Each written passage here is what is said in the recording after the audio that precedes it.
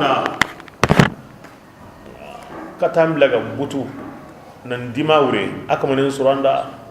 mosir aka mana kadonya kinan dura kiram magan se ndanan nasa amo panan terti wo kem bakati bani kyo kuna na hankita anga ta ko seren kam mabani yo kuma na sahana kine kem bakati yo kuma na sahana buange maka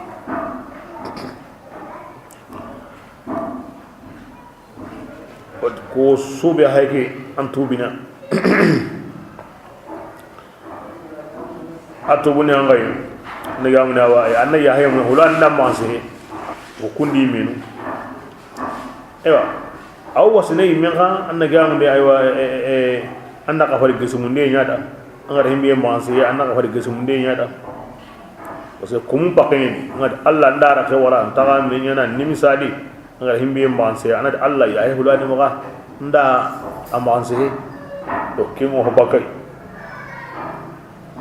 bay hasan o ke konni tik manse nen ka fara anna ka fari gesumunde nya sereda angar serebe manse hadi ginde honu ga dikenta surno timma ngara kana kamanda tinda manse ora ke masala ko nan dangi o di hinu wari ngoni manse hinde jinu muntakinni ora kun ko nan dangi bismillah wattaqullaha kanu allai manse den to kenni agam tubi ana to allah taala tuwai aw tuwri ga nyengeni aw hinna nan nyeni ya ayyuhan nas hadiya siru jama inna ana do kutunganga o kudan kuntaga aywa yugubane aw yagarbane urata kinyi yugubane yagarbane o ayanu benu gadangi ala hidan tan ma ko ni gedi kebra ala amte mani tubu atom ma ngi meya aywa anna gamna ala kempolo ko ni atom ma gi burengi kitimeya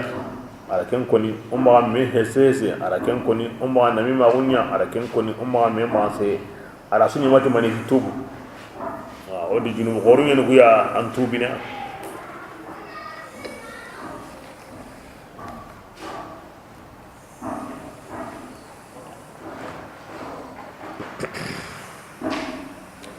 bismillah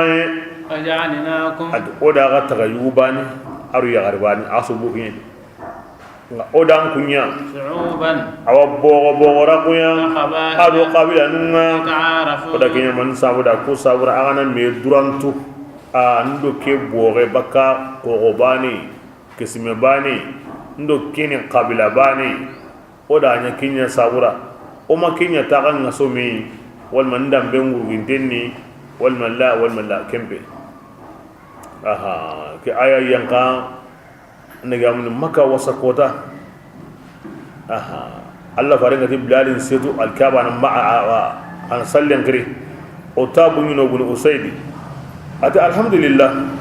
nge hawa kara amalle kiwari har suti muhammadu masrata na kitana wasutun da alkaba munan kamma maganta ki qare binne sahalu re khaneto Allah ko ngana himbe la muraw kinyana ke bale yire ngora ke me hobine da isorna tanya bus bena tri ati njoko ndaho ko ni nganda ko muhammadu kama ngako nada ako da gun baka ko suye o tigira Allah tiga i hawa ga malingi wari bare in pa wa karana yin lengi maki akalen zuro mo wasri muhammadu mahotana kita na waraki ke kare binne halle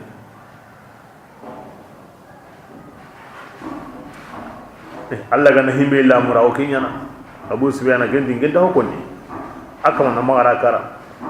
akanya ke mo wadi muhammadu kamanda kara de ari khiri ikutandi aya ke yanga bay kunna kini maniya kini hatem binne nyei alkaban qora kira antasri kinyana pasai yiren darara digami ke wurin kini to aya ke yanga nan di waso indanya ati dambenga na buren gabin ni he nan ne usrenga antanya na ti honta maga adam bentu inde ni kembe adam bentu inde hinna mina allan kanni osubu ma bani ado hawa bani anda wali harsa honu to na ko ni besu to khiyaratu honu ga na ko ni besu ti mor aywa osubu ma bani ado hawa bani manna kinyana allan kanni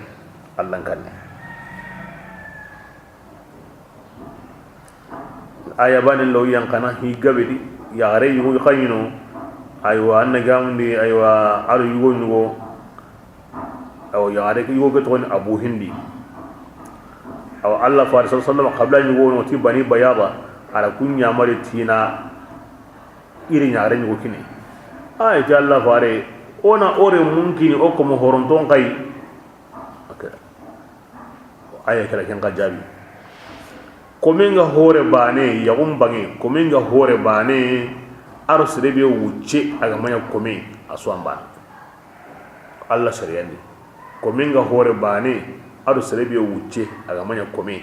aswamba aga horo Allah horo ndi mogondi de aga horo Allah horo ndi mogondi umaro tuwawu li tona ko mum poro ontaro kenga de parce que horo nde jako yande ntari yagari ngalle jako yande ntari yagarin kinne jako yande ntadi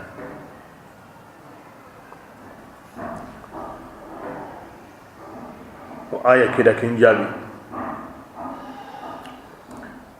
aywa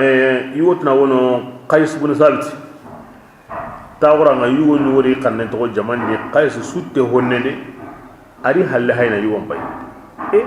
ati hulani awre men kana tingen sutte ara kriti ma to ni quoi ama hawa to onko hulani re men kana tingen sutte yani annegay quoi ngiro kena men tawra nga kini men lo on tawo ngi kam masa ko kena tingen sutte Allah farin di halle ati kona ke diga no ko sisa sabitu ati Allah farin gana to Allah farin di sabitu ati nam ati jaman pai ara jaman pai Allah farin ta da anda mani wari ati Allah fare honu kullenni honu binnenni honu dumbenni ati anti kunu ngati yaho ati bas nda ati sabitu angar kulle do hobbine do hodumbe be wari anke nta sa ho hoy mati ango kanna Allah dina himbe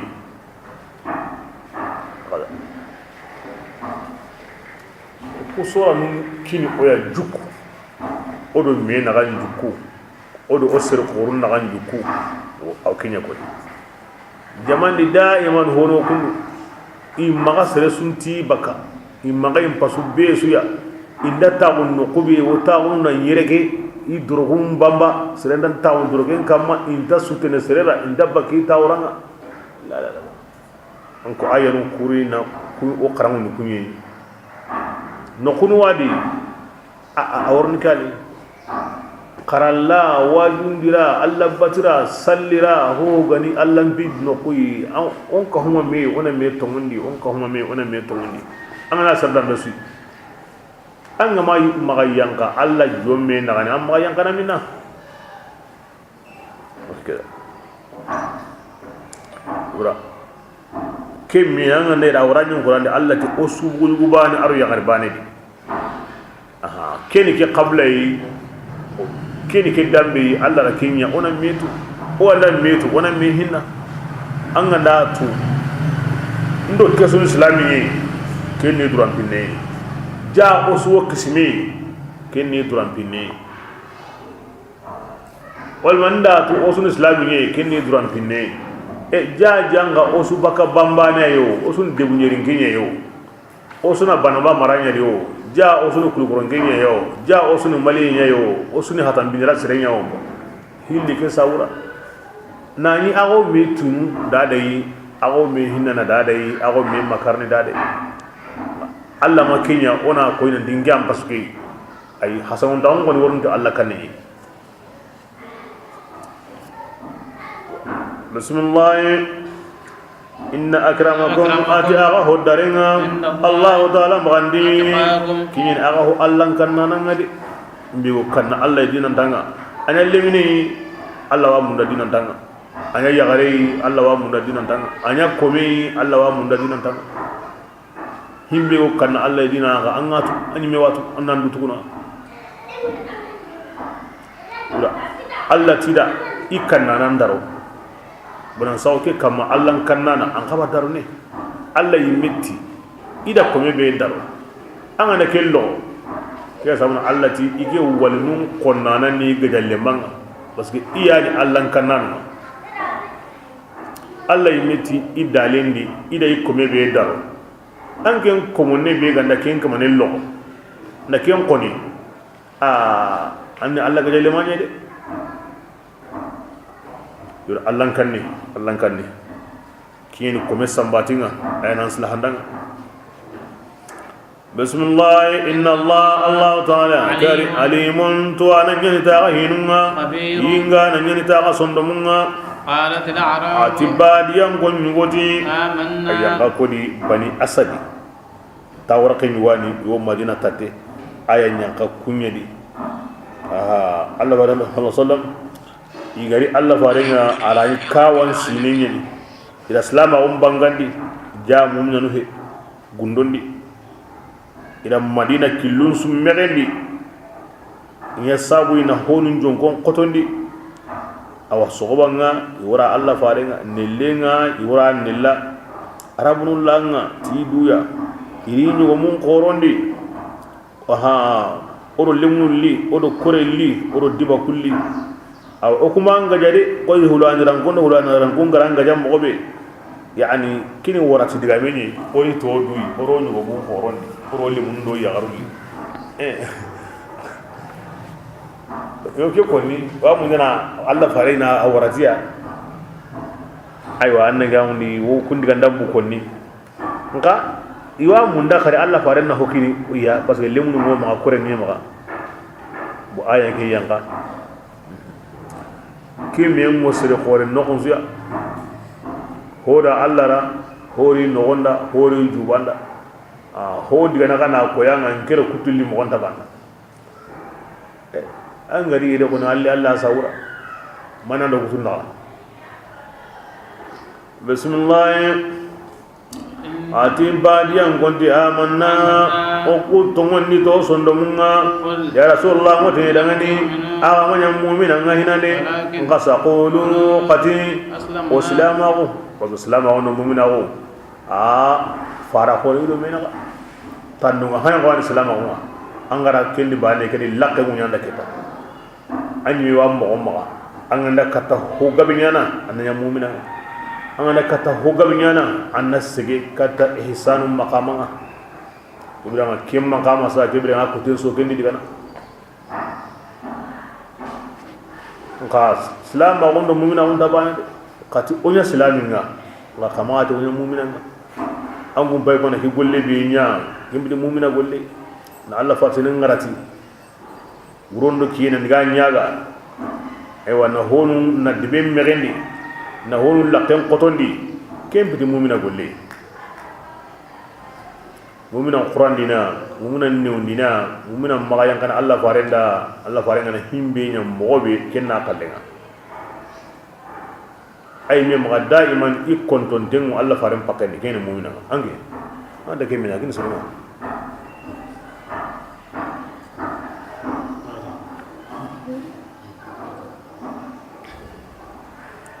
bismillah ولما يدخل الإيمان عتيتم الإيمان أنك أمرو أصل من هنا نجمو من أصل من مكين كتا هنا لكنه يتوقع منكم وأوكم من أدوغني بس أسرع يا سلام من أباني كتير سورة كم من دعنا كان أراونيانا أكون من هنا أنا أمتي ولا يدخل الإيمان أتامن هنا بسم الله وإن تطيعوا الله إلا غنى الله يا غنى الله بتو أدي فاري كبرنا شيئا الله دا غنى غسلهن نسيا إلا قلهم براجون عليه الله تعالى غفرانا ينتم دا هنا نيني أو كم قولي كبرنا أتوكل الله فارم بالله أجر كبير كوري تودوي ken ngane tunguya abraji ngada o mangaja ko hulan no garanya mo be inda gara gajangen to kono Allah faren daron ta onda kanuya sauda kebirenga Allah watu abraji honda bakai anyi min magandu ko na nyanta konni an gamdi nema konni sauda ako wora sinden sauda mo akinya إنما المؤمنون أنما مؤمنات تمنتما كني يمني إذا تمني تألي أدي فارنا كم بالله لم يرتابوا يمسك سكا غدي كم بالله رجهارنا تينا برنا أدي من ينكرنا الله كلني كبرنا كم عنك تسرو كتيجي قال تمنتما كنت آمنا كبرنا كنا تمنكني أما أنكو قد ما كنا هنا دي Gabriel ya Rasulullah ken nanti dangane kem pallew keti an kunna Allah karamun dini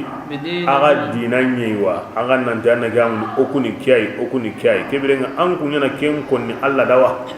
Allah ta to kelwa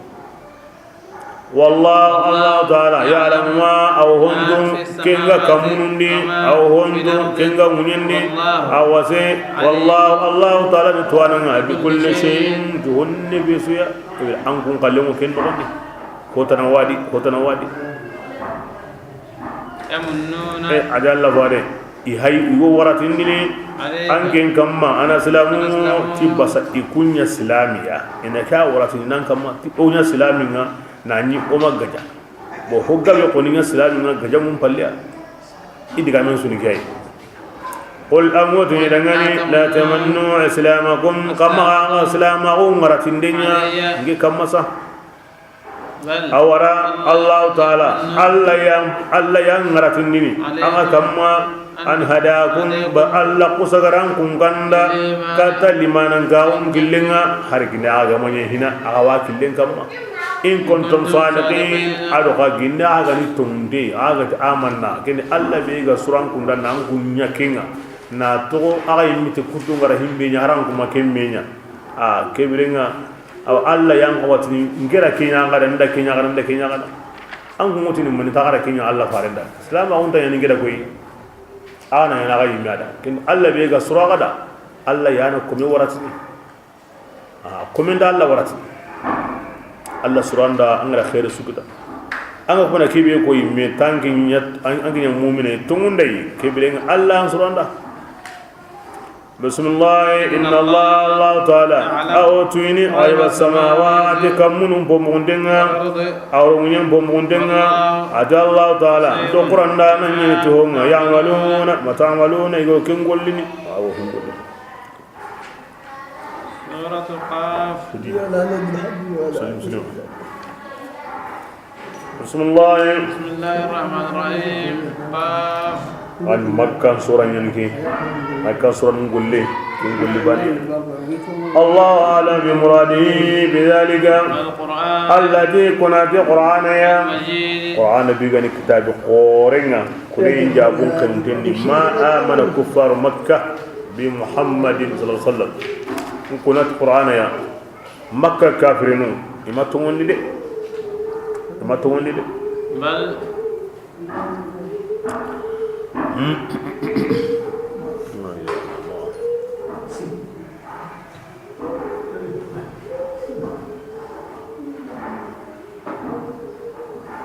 bal awalan ajibu ke surah qaf ke Allah farinya karena lahiya banandi bire nyugonunga miniye banandi bire nyugonunga ado iqtarabat as-sa'at bire nyugonunga aw ke sura karna juman kota nanya juman khutba ngataban ke sura ko ni Allah sallallahu qaf sura nanya juman khutba ngataban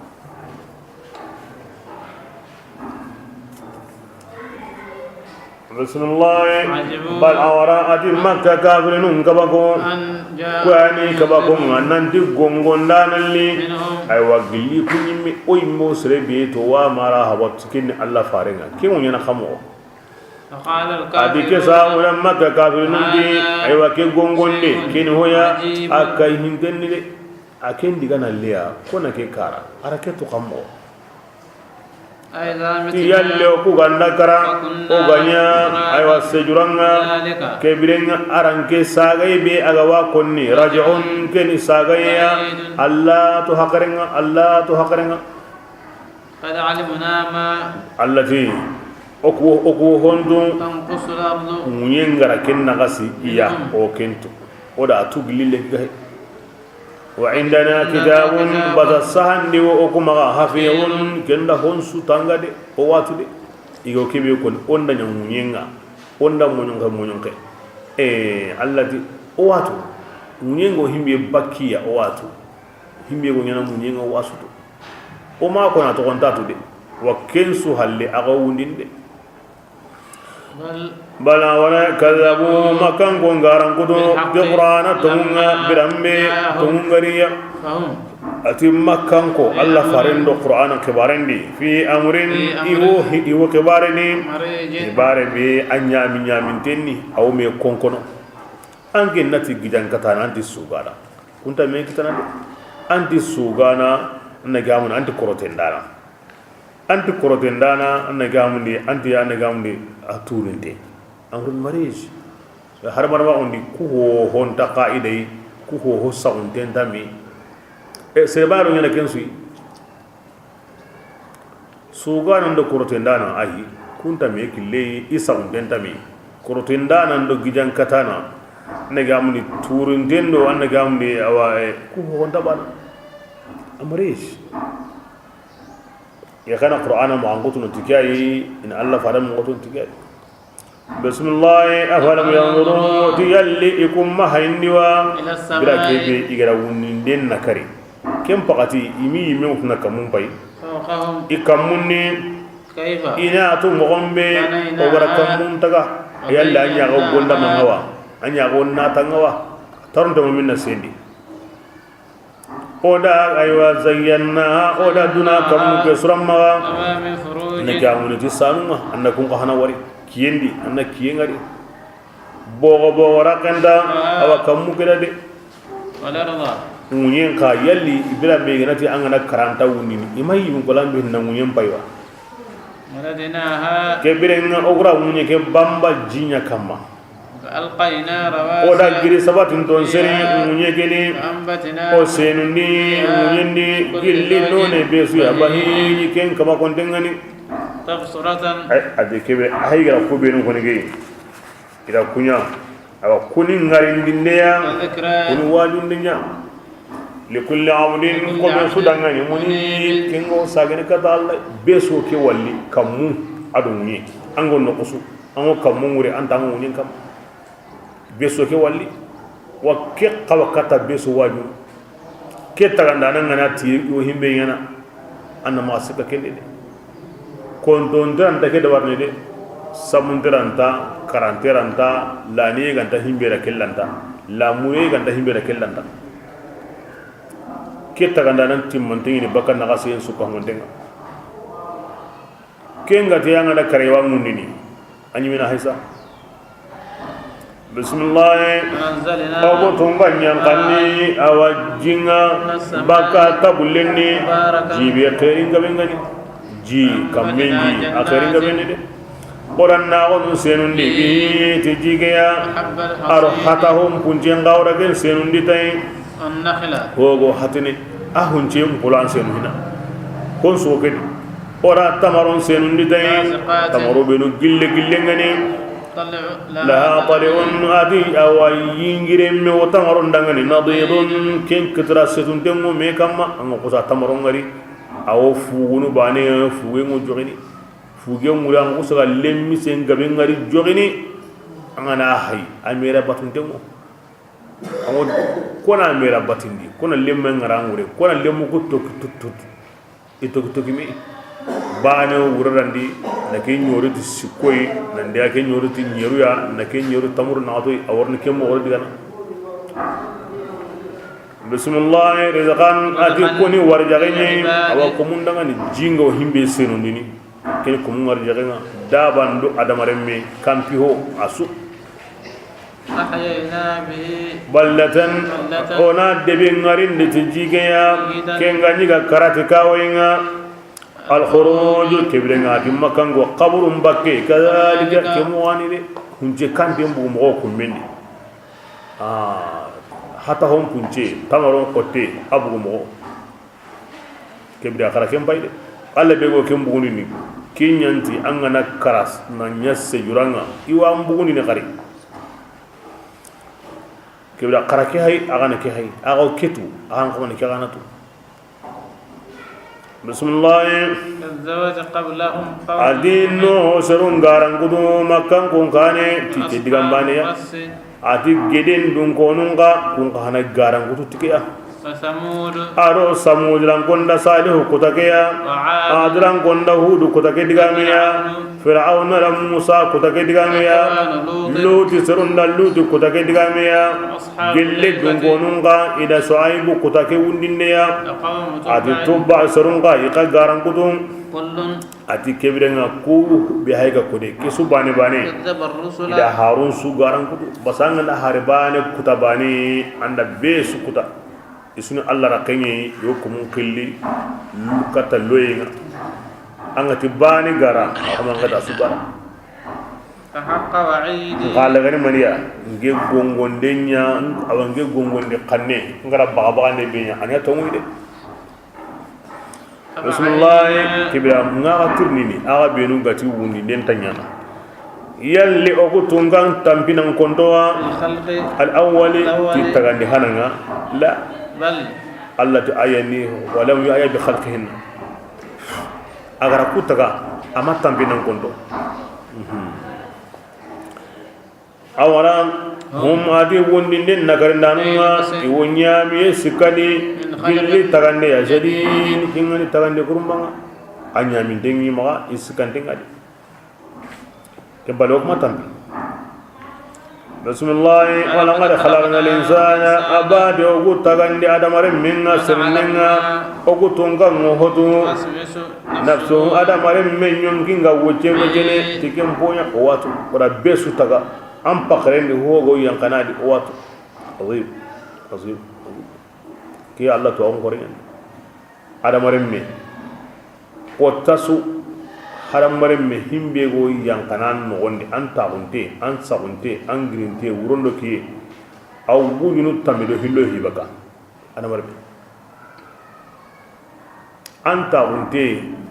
bire nyugo an tayre yimi allah hayra kanda ho go yankanan no woni ke wato sirbane mi woro wata banendi wujun tamido hillo bito hilliga qason qalle sinen qalle ni manmi soron billi qalle ni manmi wuginen sere million sere qalle ni manmi duna di hadmare men miliyari ngabe nyawadi kebira allah ni tuwana man wa indana kitabun hafiz wa su aw fi kitabikum kitabe ni go kuma hunsu tangante ngari hunsu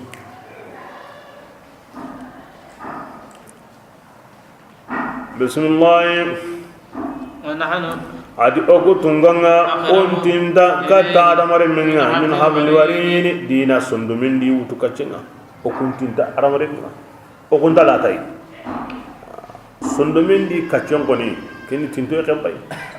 lallati intinta o banen bane sui dina am o banen bane su sondumin di wutu kacenga ya kebrenga seren kanu wallahi de kosure simma de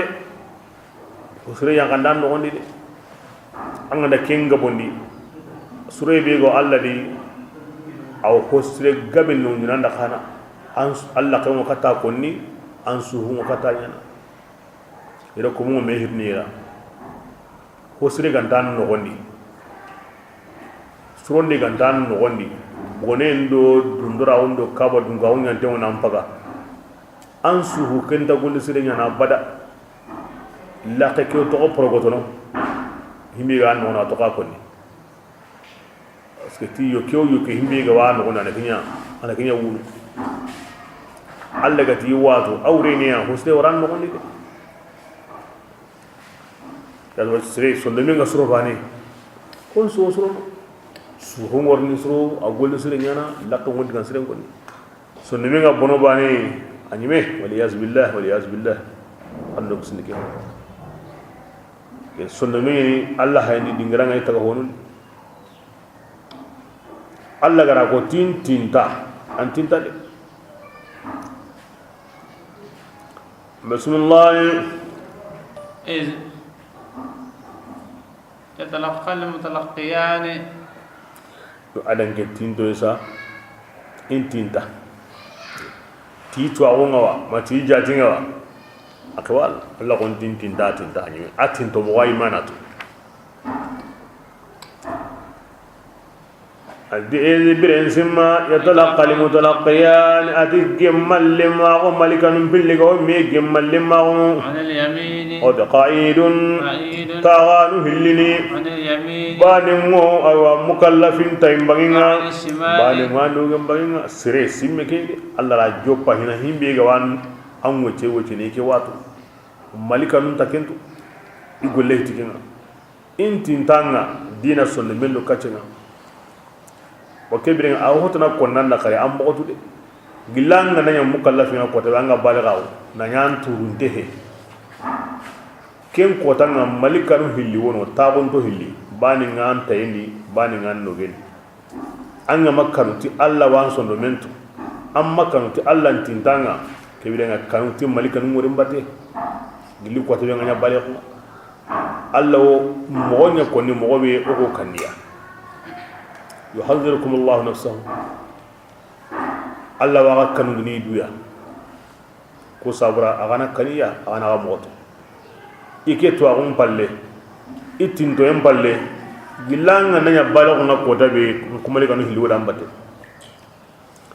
bismillah ma min qawlin di amanya gilli digamea awasirin ngaw ken digame serni bakira qenni illa raqibun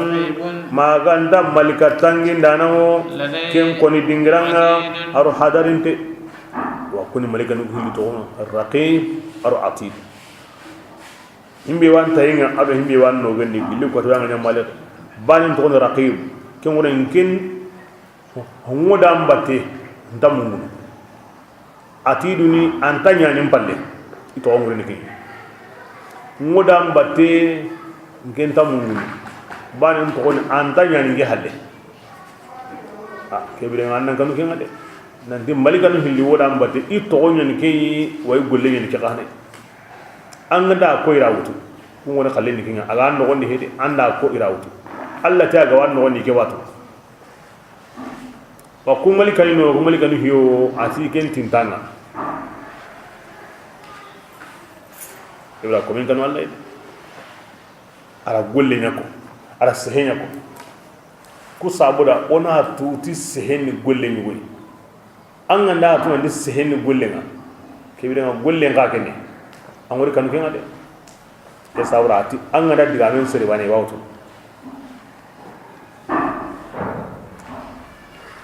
nga zawti sere be ganda is henjate golle nga ken kamanen golle gure mo lokono alrawti akane ma wona ken famu kemba angana to sehenga nako bane awuzni kendi gollen ka tando kitengo himbi nyana ka to da kille makin hen bismillah وجاءت سكرة الموت awatanda ngarin tawunya kemmo di alla watu gilanga mari antindanga kumalikin woda ambate ambre aywa kallen sukaram pay gadi sare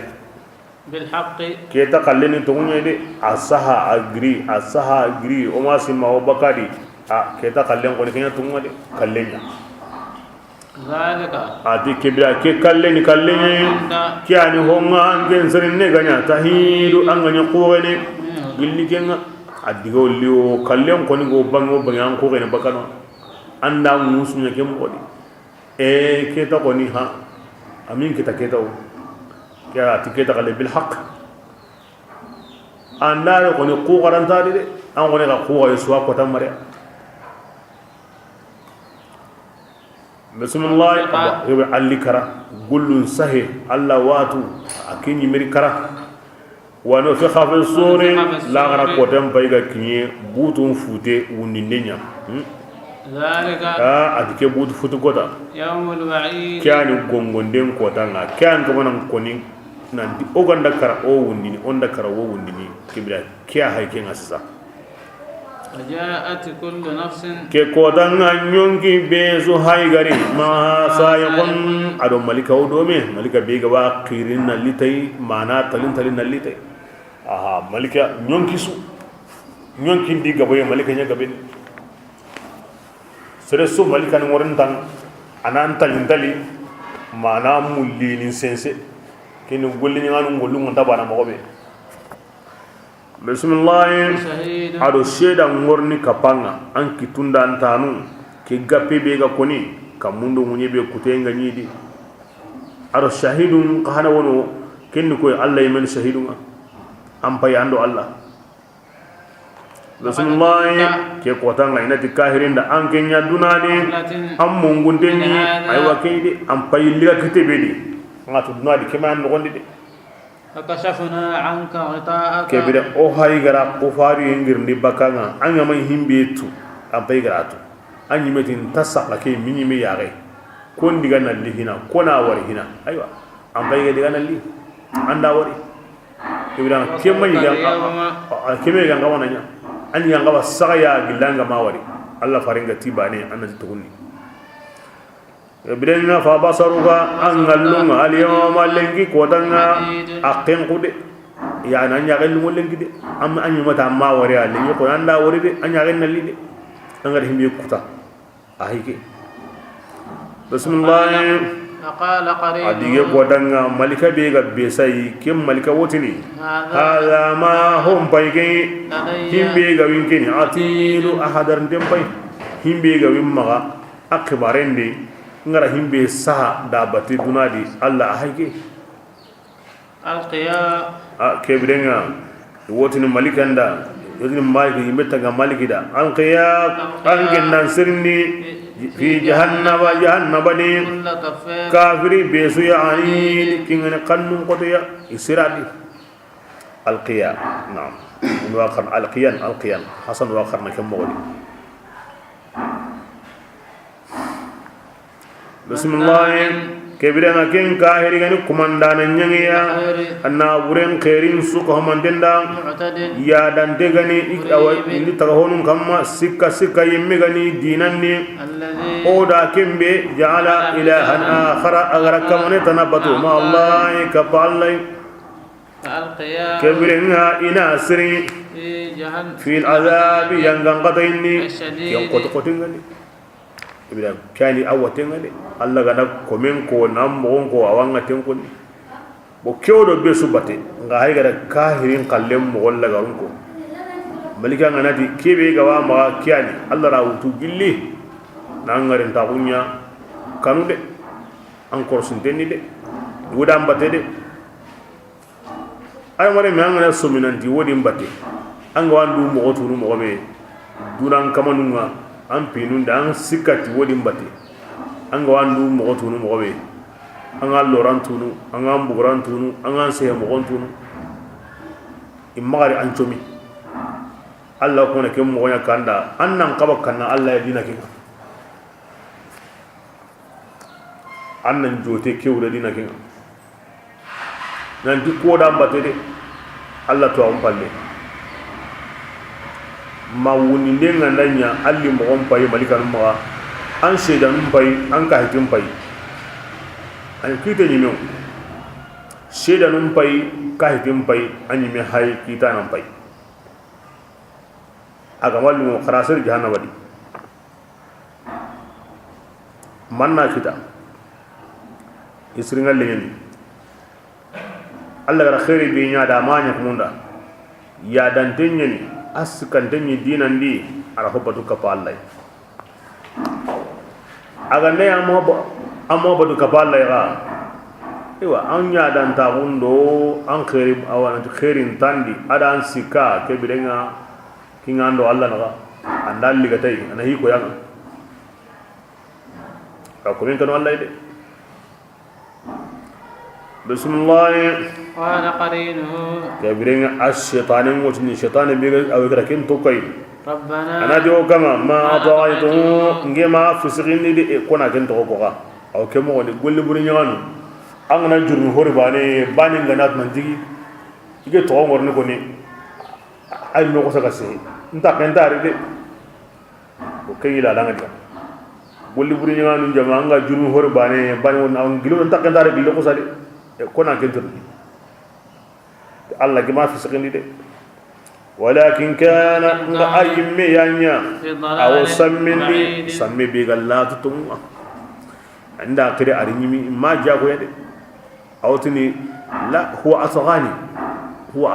Allah ya batili bismillah Allah nati dangani kama gati agaw mi gajana na me ki tingeni ndini nyani mpe ani ahe ay kama ken koni ke lengin tar bana sor abadi ngi Allah kandandi kata ay dunani ti gongonde ngade nda ko dunadi aha nanti keworninya aga nda nya taw sor ke bilenga aga ni dunadi aga ni kandeni ke bilenga ke sabuda anda harbani surno ma yubaddalu alqawlu bada diga mun ta haragani ya Allah nindi de ngati la gara kimbe ndaw surno anda surno de nda ko duna de qur'ana ni kahirinun do shaytanu me choronde la gara harbani surno be sugo himbe di kenni amu surno atinga Allah taala manya ti to nyunde tungai awan ko munna de nanti ma ko nyanni riga ndakenya na de la bo maliyom ati keni kotanga ogu tunga modini jahannaba dangani yalli ampagwa jahannaba wodini kebirenga kotona ranta kapinga khari koy yani mpagu allati iyo jahannaba hakka arken digame beko la gara Allah jahannaba turni ana kam ampagwa awodini kebira kotona ro kapinga khari wa ani min ta tum pagu kebirenga jahannaba hakka ngabende akan gaben uzilfat aljannah ya subhanallah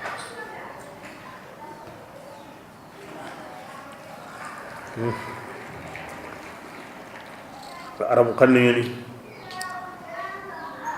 ayo koni mo wata nawa wallahi am pagwa hono na kahimma yani mahabu hina arogana ken kai Allah farin diga min go ken sembendini Allah sallallahu alaihi wasallam jahannam tagilli iwa sirnadi na sirnadi awotini aywa hono na kahimma gawa anta gilli kemmo woni makamare khore kallangun tengara itangutu na waradi kebe awotini awase kuna tan kallanga ko awase kindi aw nyukini meri awase ad arjanna kanta gilli aywa himbe nunga wono kungoruno antahaka alla wottaga honu wodda barni waradi akutelli kinna koyo yimbe yurbantenni arjanna yurbantenni kutana nganaga bo mo onda yimbe mpaka alla konti wahaka magara haga titun ko akuma arjanna ka ari daro yesu adamare mu wandi gabo yesu sonda mu gabo yesu onta haka ana taga honu tana tagana na kungara kutelli awr waya tanadi yimbe ko ninta haka ma alla gari tamu tuna waraka ma kin awdi ti habu tikem pagatin ago haka aw nyuqi ni medi amma aljanna alla taga honu tana tagana na kungara kendi na yana kutinti mandi okay bra kudiga mu no alla fasane alla farni ko sallallahu kebra kesu harsa kinda diga mbani hingirni kesu nya halle alla ga waturni yalla mbagwa awni alla kebira nga kutenga kariwa ayayi ni didi yemundu kebira nga aganda alla wudni ambagu ketawa awni alla kutewi nga kariwa kesu na koy na de jahannaba aw hakade aw haka koy sirin aro jinna ado gidu benu igari batu jamaadu ko kantu benu igari batu aw hakade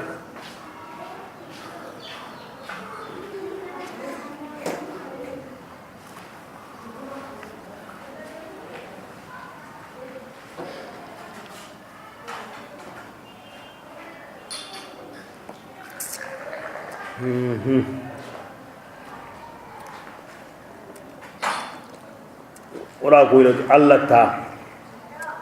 oti kuma wona wanda koni sunna dun kono etiqadi diga killu hilli wadi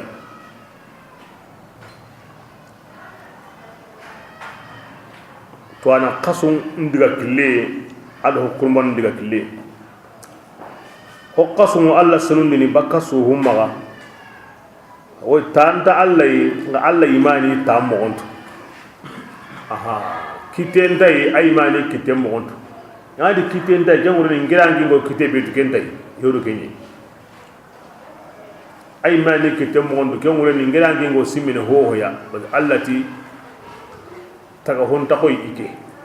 angi nga simme ho ina hengi tam pakare ni kenni taga hoy kenni kundiga be kewre amma hokurumban ti basin dadi arabun kan ni Allah farsin sallallahu alaihi wasallam arabun kan ni ar Allah diga mumkin lo yakati arabun kan ni kebirenga anda ku be no ko ni arabun kan ni ona wure mundu arabun kan ni kebirenga yire diga mu hillan ko al qadamu war rijlu talaha kini riwaya bani tawi talahan saka diga mbani kini tawi tan sakadi kebirenga arabu kanni angana hay konti qadamu do rijlu serunu wani billi jahannaba dun kono Allah yimi witu tibasana arabu kanni angana ti qadamu ado rijlu arabu kanni jama gabe mo qilli kenga jama gabe arabu ngoti jama gabe na ar-rijlu wal ma al-qadam ta ko Allah gatiya jahannama dagili ago jidi yemundunu makamani hore kallamun tenga na jama gabe gabe be agara kun tagati worona di manda kun mutu wati be ni waradi ta ko Allah gara kenya ko ibn mas'ud wadi ga mego konni kenwo ke de mana ati yimbe kompentadi surumuntadi merengumantano wakandengentano manga nyini akamanen togon sahante ngono hulani yallo ke wakandengedi na siti tike surumuya na aroke kompedi na katu tike merengumai asu dabarantemo Allah magana nyima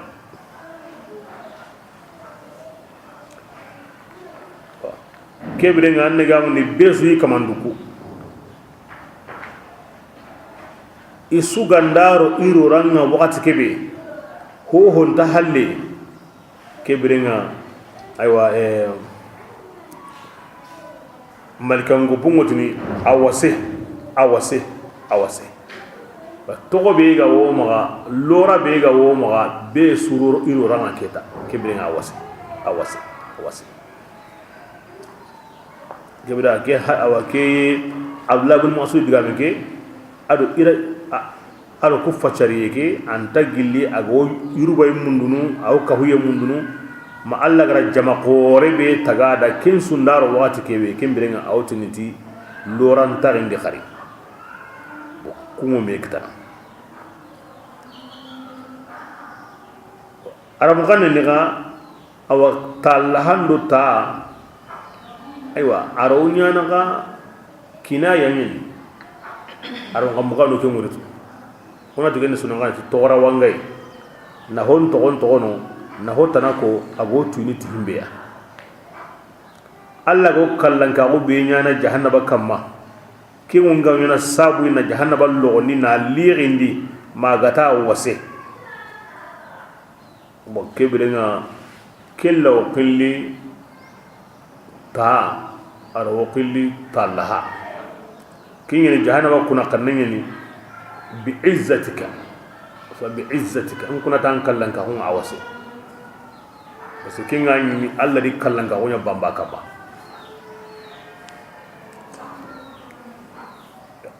andal wanda tangi nga ay mali tangiya awai nga ngirangi ngo tabe tu kembe de himmi ngo di tandai wa ko ndinya sabuda ngirangi ngo tabe tu kembe ash'arun ko nyaw Allah subhanahu wa ta'ala wasirundi baka dura umma wasirundi ni baka hatigan ga umma angana Allah dura woni baki ma ngutunga ngenda futa angana Allah hatigan ga woni anda futa to Allah sirundi na baka hatigan ge he aduro ka he baka iba ngutunga wala ken kille be gono ken ko kille hilliya طريقة السلف وطريقة الخلف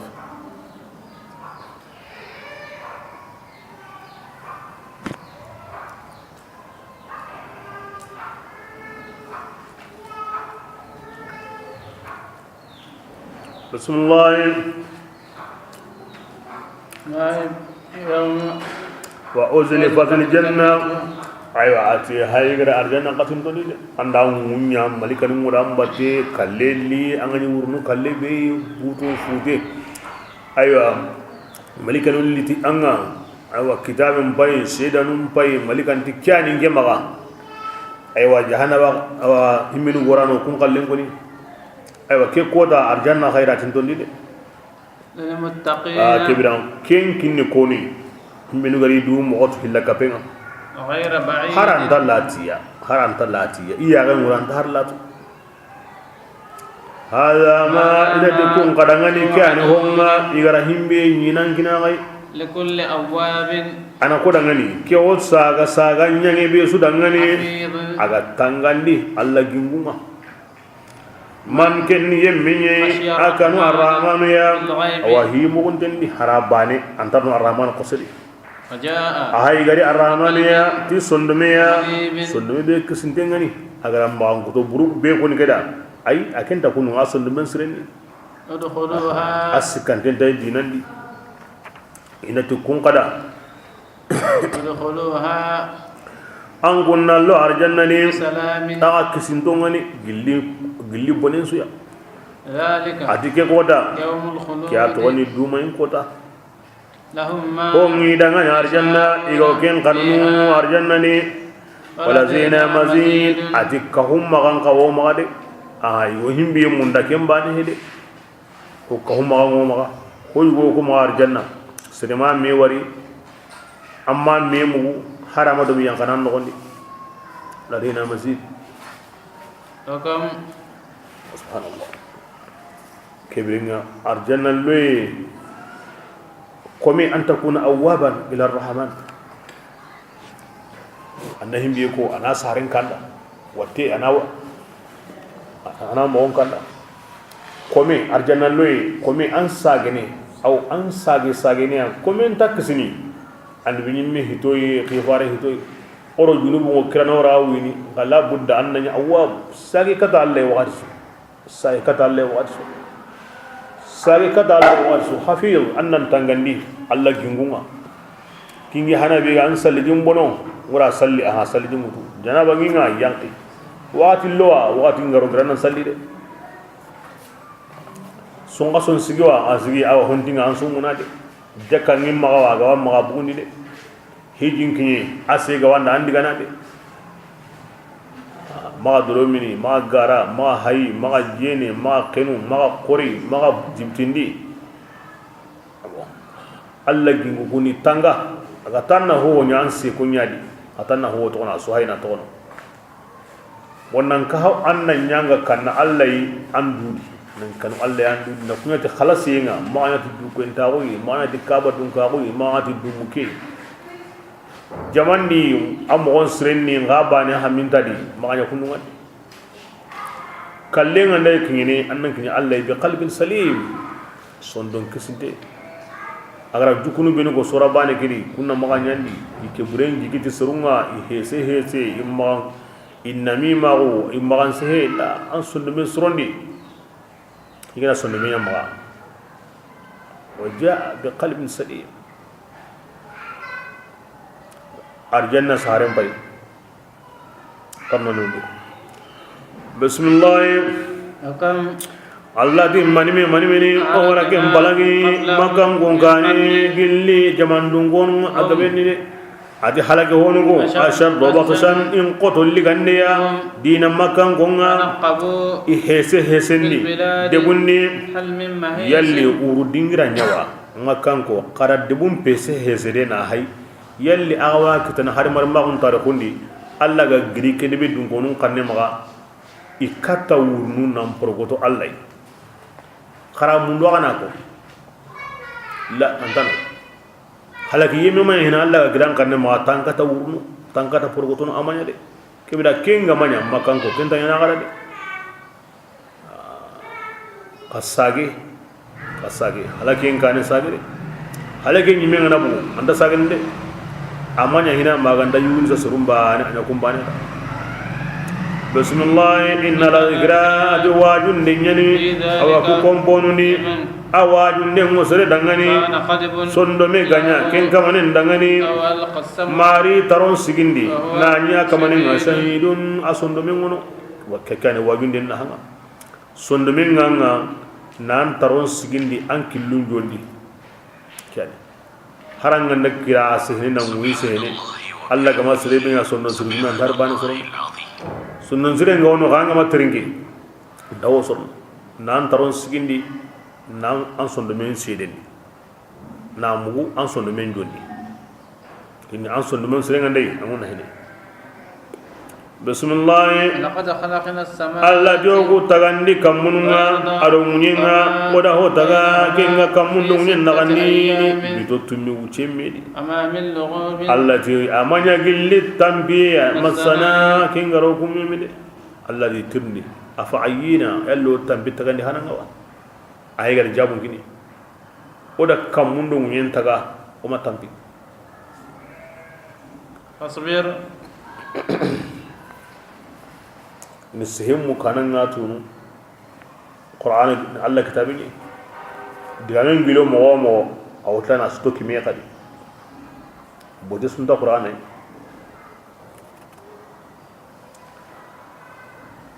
لا إله إلا الله يهوديا ننتي تغندين جوبي على هذه أهنتي من جمعة سبتين قدرت الله ري أسون الله nan sembe ni tumay mboni Allah ti kuma tambi jangina tume wa yahudiyan madhhabin yani at-tajsim na Allah ti gankaw kiyan sabuda kin ne sere sere akallanga kenni yahudiyan bakar lay yahudiya mal'unun maghdubun alayhim illa gantenni Allah ti bundangi wure bismillah واصبر يا رسول الله كنا صبري مغفان على ما هم كما يقولون يهوديا وكن كن أركنتنا هو غني مسبحون هو غوتني الله نيانا قم تغهون مغو كي آية وكنا سوكه من جدا وصبح يا رسول الله أن الله سنني أنك هو أنك من تيغندنا تقول سبحان الله وبحمده والمسلي تيغندانا غنن أنك من ده قبل طلوع الشمس كين ينجين كاني أرو كين كنين كاني أو كين ينجين كاني الصعوبة ممكن أكنين كاني الصلحة ممكن أرو العصر ورون قدي فسبهم أن الله سنندي تسلنا سوه نوترو ممكن وإدبار السجود أرو سلم باللقهنا سلم باللي أن الله سنتي ناهلا كني ناهلا ميربتون تونغا صليان كاني نغاتو أهل نغاتو نعصران كاني نغاتو هترون كاني هترون بالله هلو كتا تموي سوهم بالله أن يامني هلو كتا تمرو باني تمرو هلو كتا أنا كتا همبي أنا كبيرة قولي كنا الرواتب كبيرة كودا باري هونتي كي آية واقو إنغا سبحان الله كون نبي غونيانا سلم بالله تنجي كيدو سكو أنك أمني أوا سبحان الله تنجكر السكو الحمد لله الله أكبر تنجكر السكو كبرنا نكمل نتمن لا إله إلا الله وحده لا شريك له له الملك وله الحمد ولا كل شيء قدير وكبرنا تعود كين السربي عندنا كين أنجل بمو ياهني حرا عندنا هنيم ويوم ميا الله فارنت كلنا ما جعل الله فارد فضل كسلي سل كهلي أن سبحان الله كنا كده باري كن كن مونا كن موتنا ونو Allah hin konni ni aw subhanallahi konni ya ibra subhanallahi konni ya anna Allah tiga subhananga anna subhanallahi konni ya na Allah tiga aw kiyen kenen tindondi la saram palende lamula ninga anna nya kari wurondi kanananga na Allah tiga na sinundi aywa kibringa an salli halle ga anna Allah tiga na subhanallahi konni ya aya ke kaskinnan wana wakati lo Allah hingonne nga ken goni ayan gabe mo qur'ana Allah toni hingo wakati su atono hingo mo gonsu ara wakati nun ka ko dangani oni hingo ken kadi o hay ayu birama ke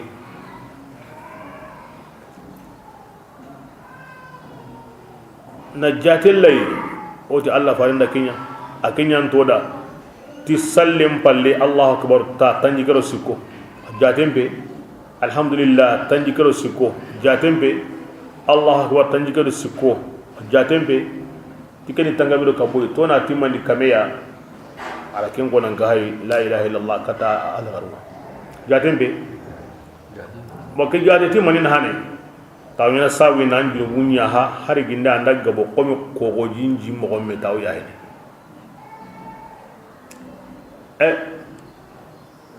kebirnga junubu hanga bay jaten ni khasiya nyome kem balle junubu ngabe ngani managa mati ona na kami ona kamu hili wal ona tasiko me ke jate gaw na khre denni junubu ya haynga serebe ganda ke zikri riti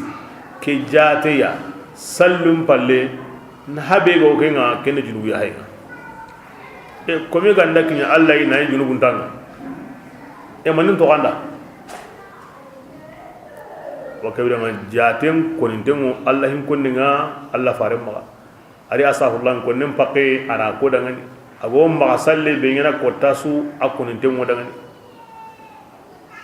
wala jatello Allah hin konninga ken koninta kasenni ken wono nan kaso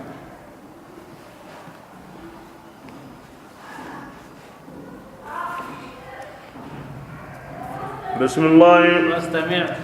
kibiranga angen nan teringani يوم kotanga ينادي kota be المنادي gangunda nango gangundi ni kenni asrafilu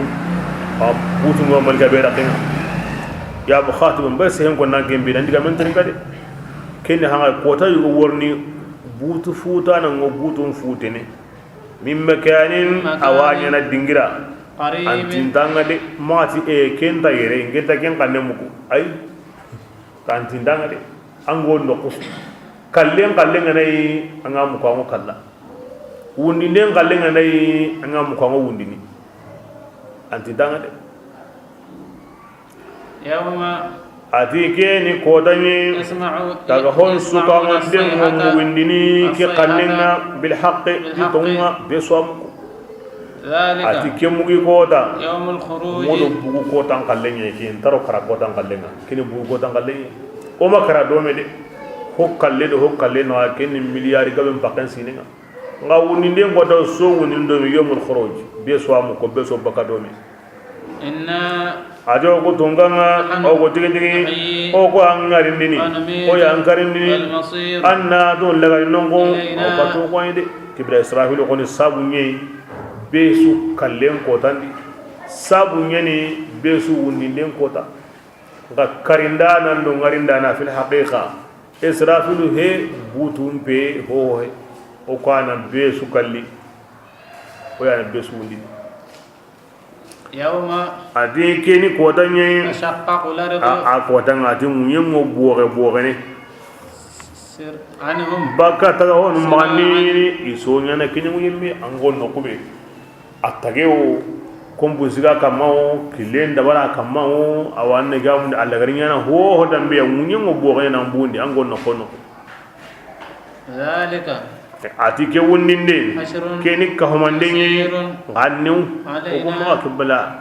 ay sankin denya de awani honu sujuran ko re sujuran woro doru hodiga doru yilingenda honu yiga na quru nyugo nyaade honya doru nyenda ho yiga na quru nyugo nya doru honya doru me hashrun ka homandenye ni adaqami be su go saqi qabrun dan sengono de ay awani ni sankenya mo siri aka homa ndenge ni de nga atan taqto kuma an taqto kuma nahnu ogutunganga ogwani twananga bima tuhunga kafin ngo kin konni watu go ho konni watu anda wari ikuntina daiman anya halesi duranga anya na kamo anya halna munyon kai anya na kamo ko tana wono kennan ka bakonta sankege adi ka homa ndeyende an kunta ngana hingo yime aka sunno ko kuma ya sawne ko himbe ko no wasutu wama anta ya rasulullah ngemmanya ti aywan naqindana ya makan ko mari ni jako ya rasul islam wonde ay an ken kallin mani fa zakkir man anna yemmi wajo bil qur'an ke ya ken yimbe ga kan wa'id ngalla gongondenga waju ni ngenda bari aha anda kani ko na halle ko na duna ko na lagara ko ken anda serebe mugu serebe ganda kemu na trinkati sondomenga ke birenga alla gana sondomen surni ken kamane ngorono an ka hanu qur'ana ke yayi akinyandi akute mo alla maka suratul zariyat bismillahir rahmanir rahim awri ke ayaye haramare min alla ya'iza illa man yasma'u wa huwa yaqbiluhu anna masri waju muhimbe go anga dinden trinkana aga wari gana muhimbe nugo ken kille kama ina rigana ke aya yayi on qata anna kota himbe ga riga awanda himbe ga mariga awan kama ken kan diga kille lay bad Allah de fazakkir bil qur'an man yakhafu wa'idi amma la yakhafu al wa'ida fada'u كندقر كمبني بسم الله الرحمن الرحيم والزاريات يعني مكان آية من مكان سورة يعني سورة الزاريات الذي كنا دي حنكو بيغا سين ويني زروان وينديا يعني حنكا ويندان حنكي بيغو ويني عاد حنكين غبيني bire yono hanyo wayni surungatu kumpangu ikunatiya alhamilati ikunati tablu benu go jinlike mutunu awallike qotenga faljariyati ikunati huru bega urunu jinni aw uru mogondenga subhanallah falmuqassimati ikunati tagandin danunga tagandin malikanunga igo tagandin nyana alla yamaringa warjage hulani khallinni kiyai ki kamyanda duru ki masiba nan gilli ki khairi ya nyana kyan sare ni kyan kalla kyan kuini kyan kumine kyan tuini kyan samma sinendi alla gara ka warin malikanu be ikunati kum malikanu ya innama tu'adun ne ya wonni maniya kuna nandi himbe ga konna ga da makkan konna ga baba tay la gara wona to mun denye ni de adin na gan to mun de ikunati kuya hanka wayndana tabulle ke jilli ke jimbar ko banna khamo kamenga ndare bar ko mun men bakari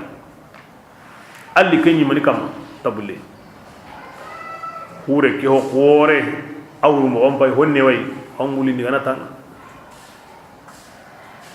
taga hondi gaboye malika ni wawono Allah di wara tagandi ni ikuna himbe ko non gaada makka to ganda karwo wonde to nyande inna ad-dina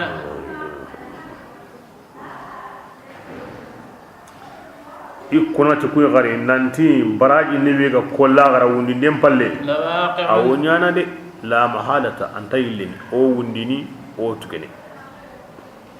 was-samaa'i allati kunati kamunga kammu be gani aywa e killen dunkunga innakum malikanun killen ni aha alhubu kunyani kille be go sen kullin kille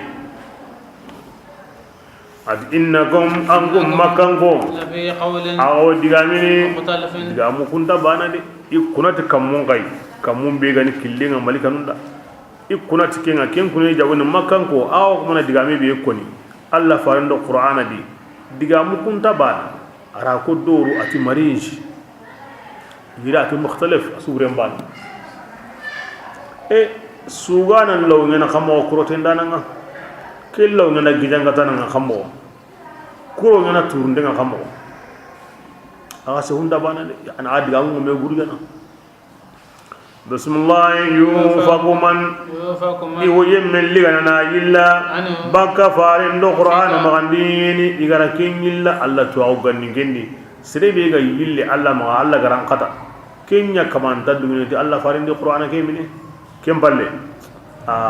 kempalle anta ballake watla la kharrasuna ila garan dolliga ni langa kunni yemmunye kuyemmu iwo samuye jiga benni sahuna ne gam immungundemmu bakalla garay angane jindi anta ngure walli de masiba ngoda ngure de to da samunde mo kelli ke modi tawo jiga benni ala gemru on timbal yasaluna kebirenga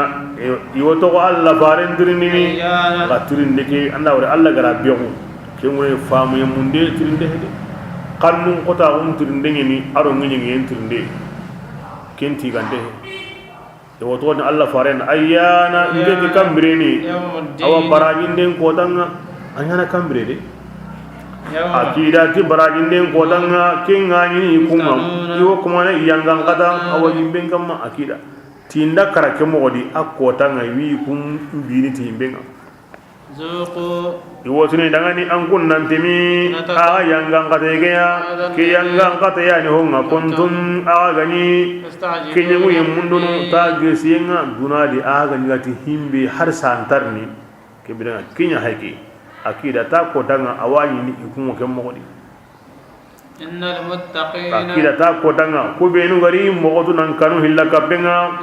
akodanga kungo walle arjanna ngorunni aro jinya gunni kunni liga ndami ti kuyenga atahum rabbuhum ikamangara kenkiniya innahum ati awatumundi yemugo kanu manna kekiniya inya dunade qabla dhalika arjanna royen kane inyi surondi ndamiya inya dunadi qalilan ma hunna lugunta min al-layli urunni iga kene inya dunadi yastaghfiruna yuqafar gesumunya na kana nanga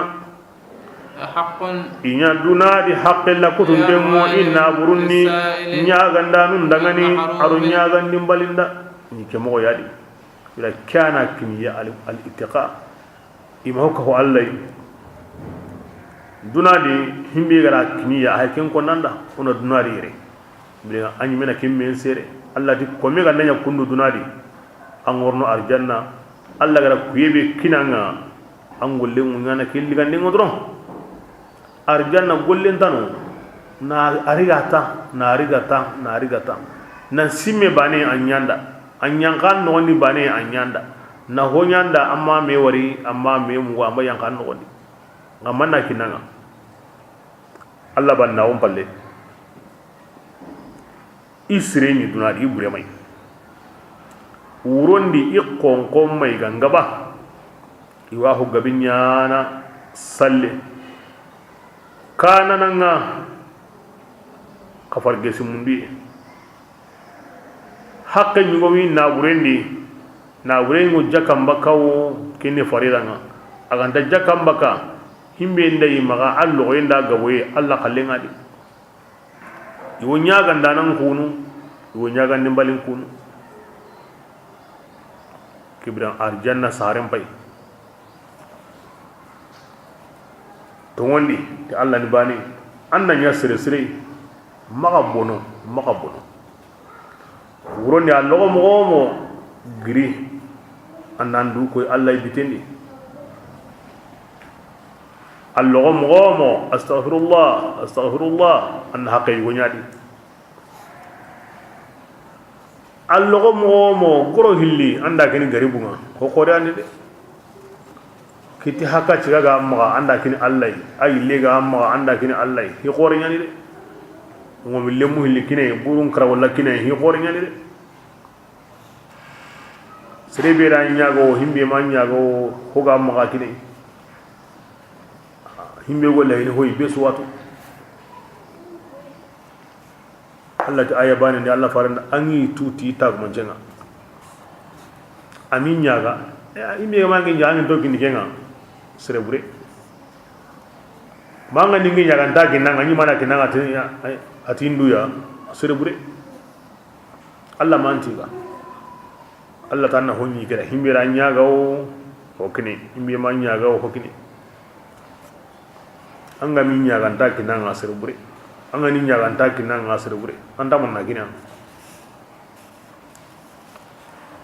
bismillah ati aya gabewo munyendi de na gidum bay na yitum bay na hankum bay na funti honum bay na nyonkirantom bay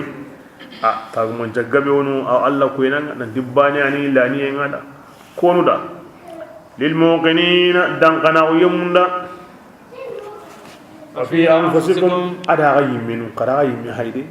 ada marin anyi mi hayde yalla aga ya ganta ke ngawa munyen pay anta na kinga kama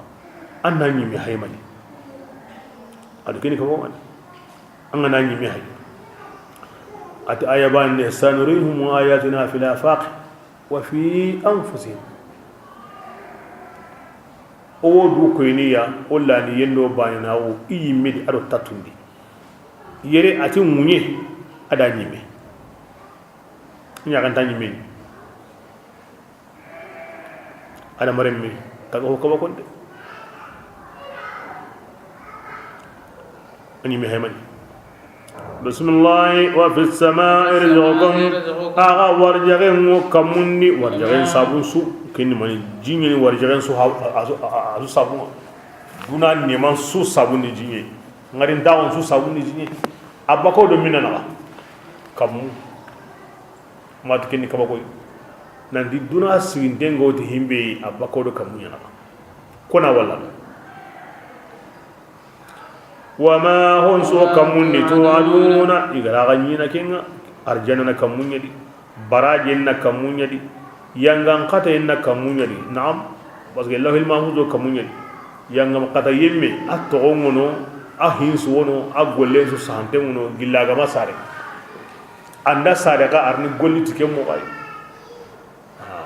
agolli buren koni aw kitabin tasgini ken wo yankana ila sijjin ngalla slimane ke mo kamundi de ibrahim suna kamu ke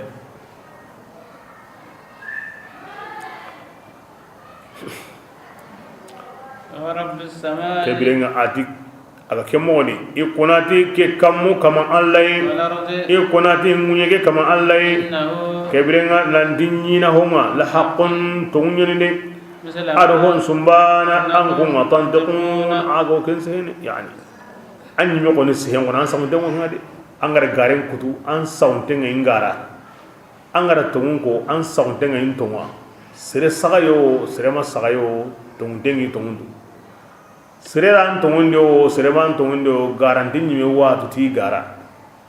yani an sehenga ma mo bede ke diga me baliya wa baliya akan bakin de an yi me ga an sehendu mo bede an saunte ngai mo bede Allah hay gara kebiye ko nan do ganda karawo wundini musonguno watto ngel ke modi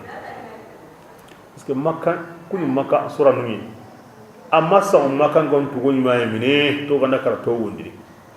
imma sa ima mine nan da arjana do yimbe ngono kiya sawra makka sura nugo idiga min ko tenni kenyi allah usehini da asun diga mbani de ngakoni mo kenga min nan dadai e an sawnde nga ni mesi hinga mo be himbe ga nani me watu kebirenga kala de mo wayde o wanda kara o wundini musongono ikunati kamube a warja ngo bakanu anga watu ikunati munyenga munyebe kai hinga benga wadi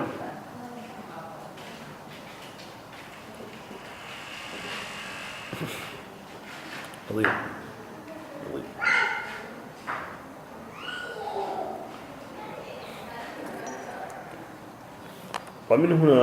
سيدنا الله يغنى أنك تموت كمونا أورين الله أنك تهمي ويري وفي السماء رزقكم وما توعدون أنك تهمي ويري الله أنك يغنى كني أنك كني ma Allah himbe ga oyire ho bure nganya ga nan kisinde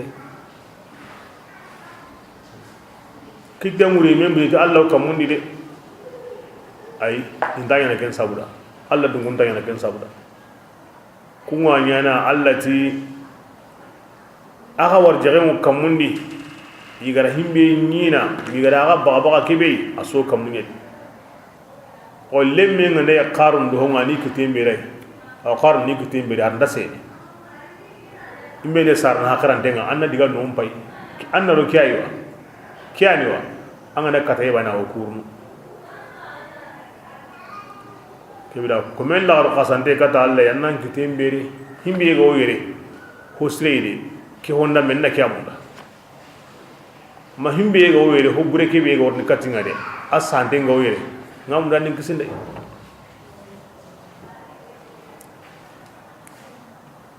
yo ayan kan desa nda masanya wonga wa anda masan sendenga wa anda masan gimende wa anda warata ndu yawa ke suhiti basia ngam mo be gan tindo ko ma nan kaso kinen na masa anya Allah kena ko mo no bi hay Allah farna kusunya taye awaroni sendenga awarni ya Allah kena awarni gidimenga awalla kunu ma kitte mutum bala ko na ma ken ko niya andai Allah qillisu ay kitte mutum angane Allah nyaga na ampaju mo annan kitte mutum kin sunna yang kamu ngono bela ko ken sunna nga o ku yere o gal himbe tu himbe ga nyana yere kinge na ranya ga lakenga wa sere ba ya dasunya agullu ku anna huwa nyana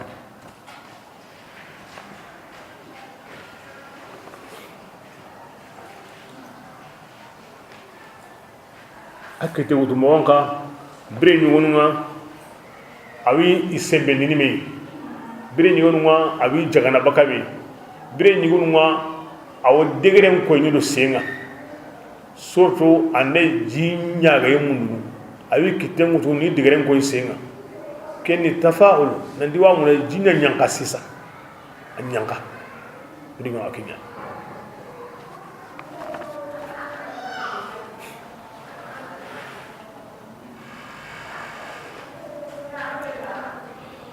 بسم الله هل أتيك حديث ضيف إبراهيم يا رسول الله ناتو إبراهيم مكون كبارون كونيران دي ناتو كيلان دي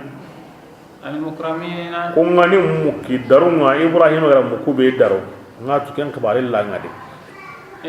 نعم أري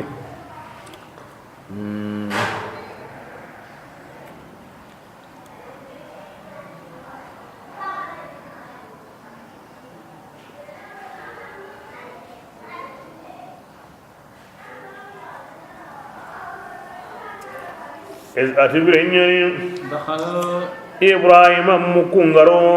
أكما مكوتا مدو هلو هون تسكواني على كل حال ملكا كوني واري كيبي طونغاني جبريل كون وانتقي وادي بسم الله أيوا إريت إبراهيم دغني إتي كسي قال إبراهيم قتي دغني أتي كسي ati an kunni sariya munkarun ngenta gatude munkarun ngenta gatude an kunni koy ala ke kidu no wonni ngenta kum mukutude rawa e mukullanga antitu trende batentiya ke sawore ibrahim akusaga mile katai dungonunga gundoni akusagari ti gumbullemeya awaken katikatengani kudu sora ati ta nyanyanten ko yire atakatenni kendi ora sutu kendi gumbonya ni akatenyi aranya ya tahani zunya na giden tawndi na dumbune ko yimbe ngore kebda na ciengara kamma wal man na wara cien kamma kendi badiyan ko ci surom onwo ken tahani ibrahim adaban gabenya ma adaban fo gabenyi nani alayhi salatu wassalam بسم الله ada aywa baseke tindonni katta mukunga ari wari inta kamana yiga ati dangani aganta yiga na awja saqifatan ara wari ayabanenti ara biran da gara wari ikitun takwanan kinye awa ibrahima annini kanniya منهم gilli mukunga قالوا ita dangani لا تخف ma kanu parce que muke anda basu aman nyigande nyiga ke jati ndake munda parce que jati ga on qaidan di muke ngama nyigande nyiga su aro khairi maran kanne ma muke be ga na nyigande nyiga an kisi kembo nenga an kisi kembo be ma kanu kenga oguna an kaman barunye ira ibrahim anyagalini aywati dillen nyugoya عليم kingani tuana kore dunke kini ishaqai hudi sorango kinya ko ni mosri أخبرت امرأته ken wo kendi bane ibrahim ya kan pay ga jonkoy atonti sara بصرة aw aridu slimba fasakka de wanya ari ya galaqim penta kinni awa ikum bangem mogonga digame ganda kanda mahi ganda nyanga ga wan sununi annan du henta ari slimbago ni du henta waqaladi aqusagadi nge yagaran qase boroge kinnan sare ken wonyana kammo nge wungol lengi tankabiro sino kabi nkina wu kame sine wal ma'aduhu kebirenga okun sare kammo ngori ko wonyana kammo قالوا eti yagaren dangani andan ke mogonyani de قال ربك an kamanti an kama atigi ayani gemundindana nga ayani tuana nga de awatu de awa gemundini awatu nan tara wunyana wa wunyana an kama yana ko de an gon lemmen kita na lemmen kita an go wu hana kita na kelle mere men musar nan jondi amin wara ishaq yaqub nafilatan kan qawnyana قال atkiya nya wat gewe aywa ibrahim ati dangani man nyangum pinjaninga ya malikan baruku idogo hinjaninga anna dogo idogo harina kata seruya kungani jurumu yemunga yani kahirun ngani ludu seru ko sabura ona aywa gide wara ikamma kenga dawar dengo gilli datinya nyandenga ataguman chantenni inda rabbika an kaman nindi o dagaran kala yemunda wadi odi inda ganda koni awa asharun ko ma indiyatu makanatin la makan yanda ki hay gide burengi yangan kata yengire ta taguman chantenni besu togon sahandengai ki kallenga sere gullanta sere kalli ni inda rabbika ke ti gullatu na inde ke gulla hinandra Allah ma دغرانغرا بسم الله أخرجنا من الله جوغرا يمن بوني كن يمن غنيا أولودي دبوني اللي توندا نما قاتوني يمن بوني ناتو كوني كاهرون ما وجدنا الله جو أكمان يندي أولودي دبوني توندا ني ما غانتا كاباني جل الإسلام نما لودي كارباني كومباني ba ibrahim garariga aywa kebrenga ita wa ya gendu sa ho gal sere kebrenga kun su ko monte antanya na kun jodi kabani awona ludu serun karabani wa tarakina aya ora tagumanje to aywa ludu serun balagi halle ken tagumanje yem mundangani iga o kanna yangang kata inga ken torandingani intara menya kadi ke batte wono duna gilina to ngada kino urondo kiye ango kanna ngada kino urondo kiye angatu hiwotadi Allah ora tono nda ken wolle bure na ken nyang wolle nga na ken nyang jagunga ku ken dani kari kun jamano kunna khairi kita Allah serengeni ken palu kuma khairi mundi duraw ma khairi mundi dura bismillah ففي موسى oda aya nabi allah musa qissani birambe ogara musa qi katafrauna buringa tidalliya kindalle bangandeni fir'auna balli baka tundenga birukuni adi gondamansu kinni man ari kurunigansu adi serensu besu adi subara asa kin mutuguni kun kamma da kun mutuguna kin kamma adi aywa fir'auna ti musa dangani korotindana maturinde Allah faram butembura diga mum pillin go sere banya na de ambe no go me sorini ama kambanya de fir'auna la min ko musa kada wa akhadna aqutun ganda fir'auna riga odi kurun yulliga odi rigan odi siri awa hoyndi sappe jindi ngamendi ahwa adi fir'auna mulimun ajiragide na harun garan kutu ajiragide anken ni kamane ajiragide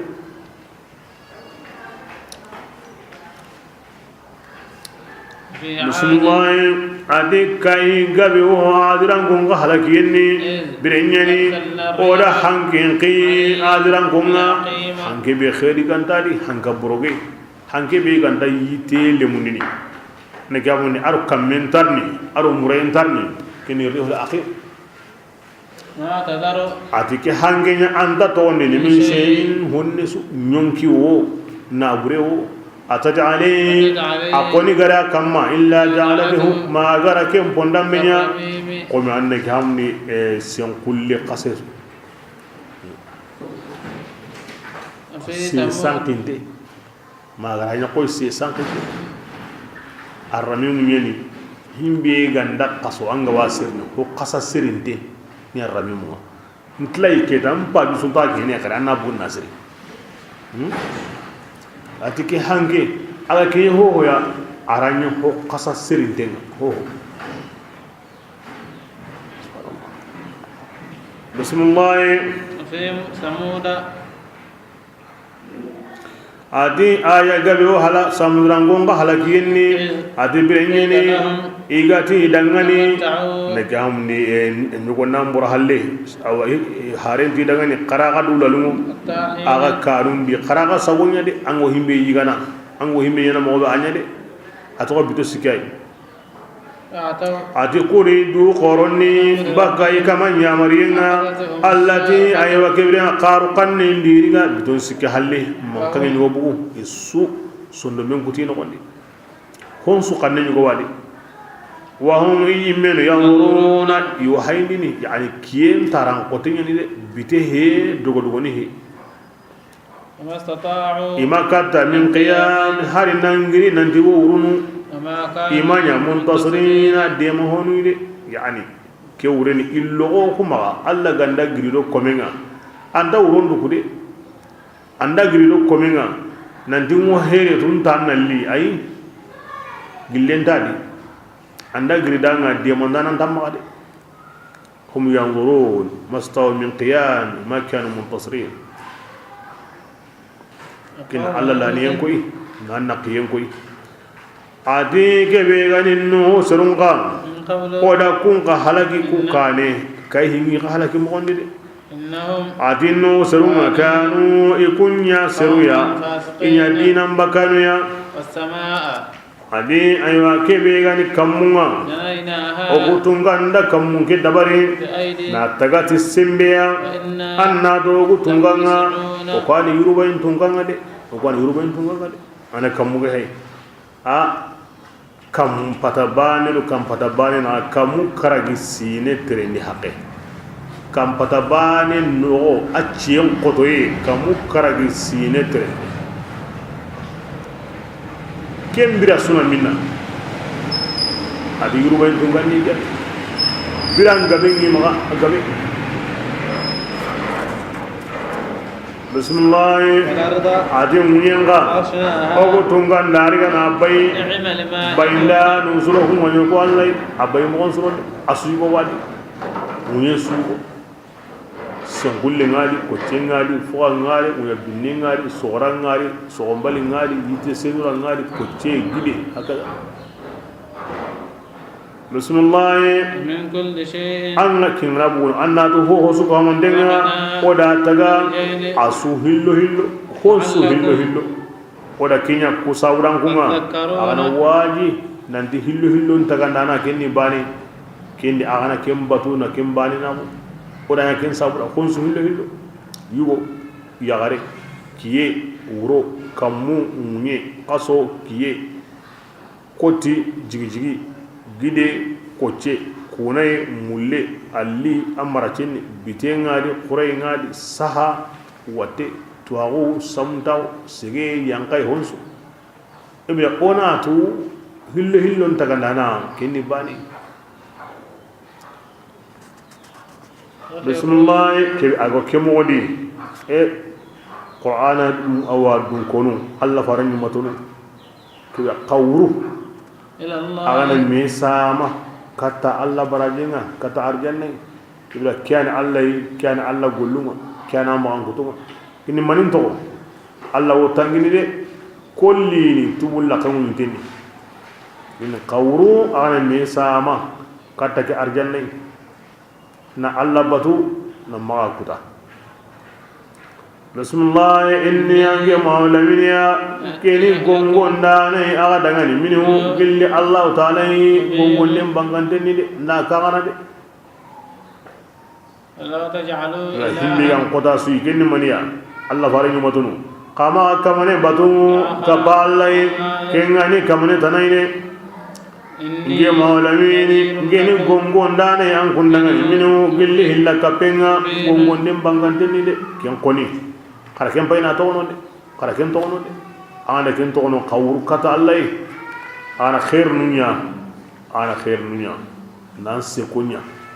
ho wani kabani hiya ken su togono ho wani surai annan se kunya ho surendi kadhalika adi ke mo yani amutni dangane ga allah fare tikemo gani ma min rasulin amana gilli harisuya atallazina kem bare gari yemunga ikun kane illa qalu ma ganda kunyem mugati kem bare korotendana ma turundega ken akida nanti immati harun ko tendana immati turunde keni hanagan kon digan kasenyi kebirenga arni masibanya kiyale ken kana kida yalli kebirenga bunundan kuran mi wasi tike digame yawa be suti garan turindi be suti ko tendan alla ko musrenga bugun no ko alla ko mendi turinde ati ko tendan ana yimi nga bugun no ko kahirun di turinde ko tendan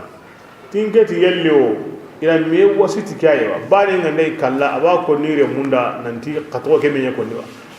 bari himbe ngana wasakande ngaki andala ngantari ade awaran ade kafirin wa qaumun saruyani ade ifsirin tengeni isondo munyam bana tashabahat qulubuhum sonu ngana bane kibra gullu ngana bane bismillah ya rasulullah ngin namballi imagandini ankin qoni manya anga jiragi ade fir'auna ade kin jiragi ati allah pare tangi majaragi ibra serena hay allah gadi ko mebe jaragi anna ken gollun to ono angadi himbe majaragi anna ken gollun dabari bismillah fadhakkir ya rasulullah anna ngajun ni qur'ani anna tuwajun dinga tanfa'ul mu'minin aw tundiyum hanade ama khalaqtu billahi ta'ala allah tuwandi kubenu ga wodungene to an ngajun dike awalla garini kunna hana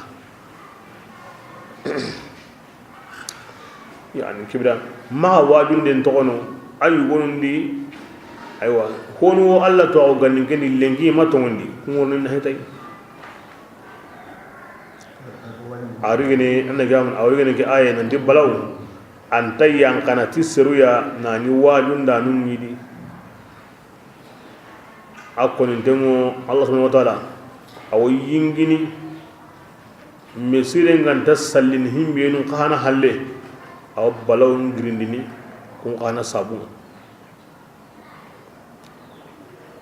da himbe nu ga oti do sa honuti maga sir waji himbe nu gantari gana parce que allah de fadhakkir bil qur'an man yakhafu wa'id wonu kharigati yire khalle wajun dita Allah na kidi himare ko do himare gana ngara bunu akon dengo nani wajun do anu ngono le Allah balawu anda yang kana kengure harigawo imarigawo nani soro ni wono no killu ni misidenga alla balo ni wono kenta yankan odi balaw nu ko gilliti sabu gabe alwan gendawo kimunyana amalu wando kimunyana odi alla ko masru balaw mun kemetiya har gina ngi yokonni monsieur sallallahu minu halle balaw mu gilliti aw gillitiya har gina ngi nganti mun haranga yokonni qur'ana qarange lemina tuguna num maga balaw mun tunetiya har kinga talangenda ugabe awina debeni awina sawina balaw njum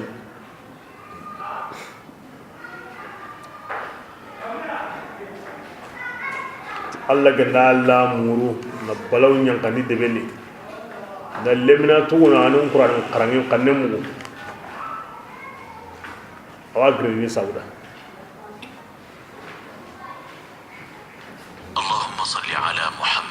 إذا قلت أنا قرن يمون درون ديني بس كدبين نقولون عاتو مسيب قبل وبكر دبين كيسابودا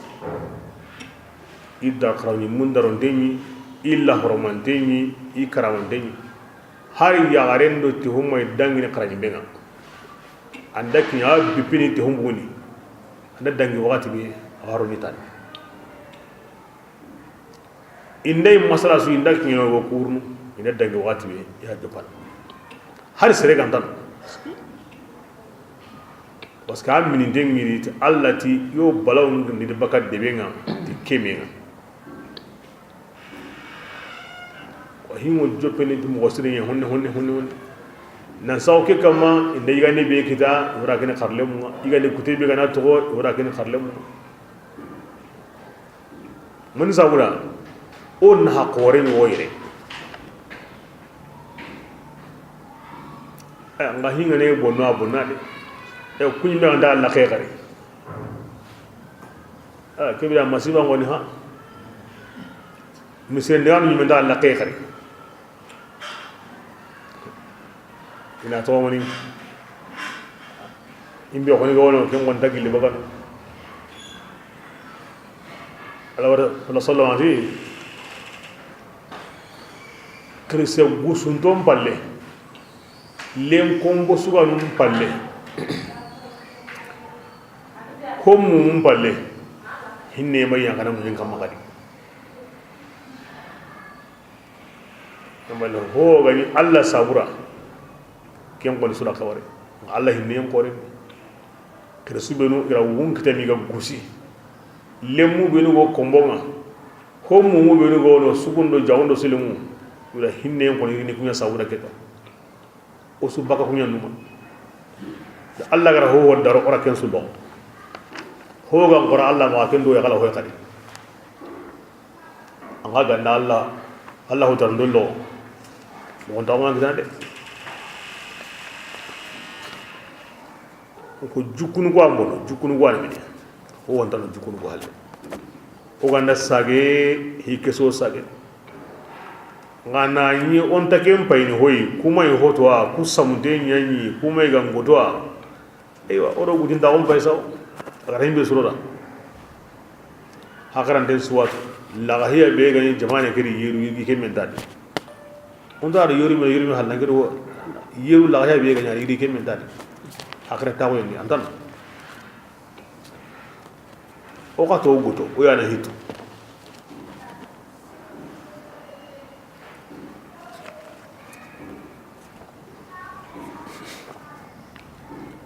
on sagi Allah rahim min daro woni daro o man yu'azima sha'ir Allah na min taqwa al-qulub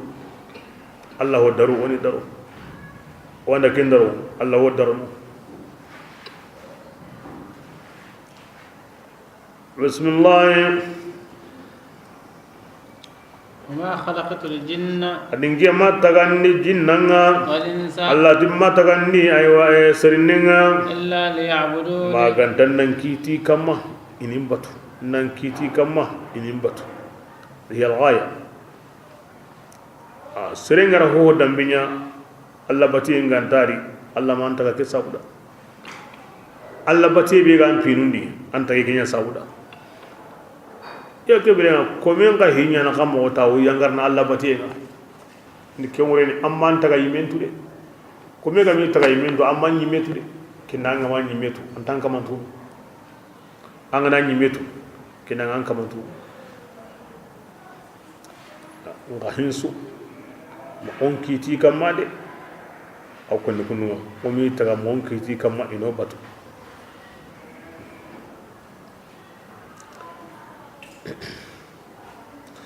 كلام ورجبي يعني أورني للغلبة أورني والعاقبة لا للعلة nda aga himbe zabuda awa kenni batini aga taga yimme himbe ga ngaba suimma al ghalaba kenni batini al aqiba nda aga taga himbe sabuda aywa alla garube ko ni ganti ganta kenni himbe ne batana gadi kibidenga angara ho ko ninya batana ko na alla garunan ti ganta lamu ke antano lil illa o suwa ko ni mobe Allah o taga bati nya sabuda ki ko ni mo talaqin de Allah ga nan taga himbe sawura an yana kenye yalli o so batini wa la وما أكثرهم المؤمنين وما أكثرهم الشاكرين كما اللام للغلبة والعلة للغلبة لا للعلة للغلبة والعاقبة لا للعلة كما القرآن مبوكين دي تفسير كل مغسره وتم أنكيتي كما نوبت أنكيتي كما نوبت كنا لكن كنا غلبة كتنا أو عاقبة كتنا ورين نهم بالعلة أو بكا كنغني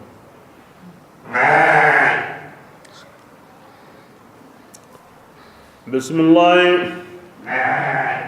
وما الذي كما مورندي أو جنان دو سرنا اللي ورجع إنه نسويا إيمدا والما إمرهونوندا والما وما أريد كما لا أمر جنان دو سرنا نانتيني يغاندي أي ماتيني يمي يغاندي ماتيني تنا يغاندي كلا همبي مندي ما إنيم باتو nganda kiti himbe kamati kenga wa yake aw qom seremu din salli baraitu hadha alqalama li aktuba bih ndake qalbi segu sane ya sabuda qalbi on ko ni segu ngam on ko ni kenya mani mewa ani mutana wari qari qad la taktubu bih ken qalbi bane anda sante qari ken qalbi bane antar ni sahandi tay qari anga yana hotananya nugu mise ngo golle be yana an wala ran yana ken goy qari ma qalbi ngoni ga segi sana na ma kala o kina misali lil ghalabat wal aqibat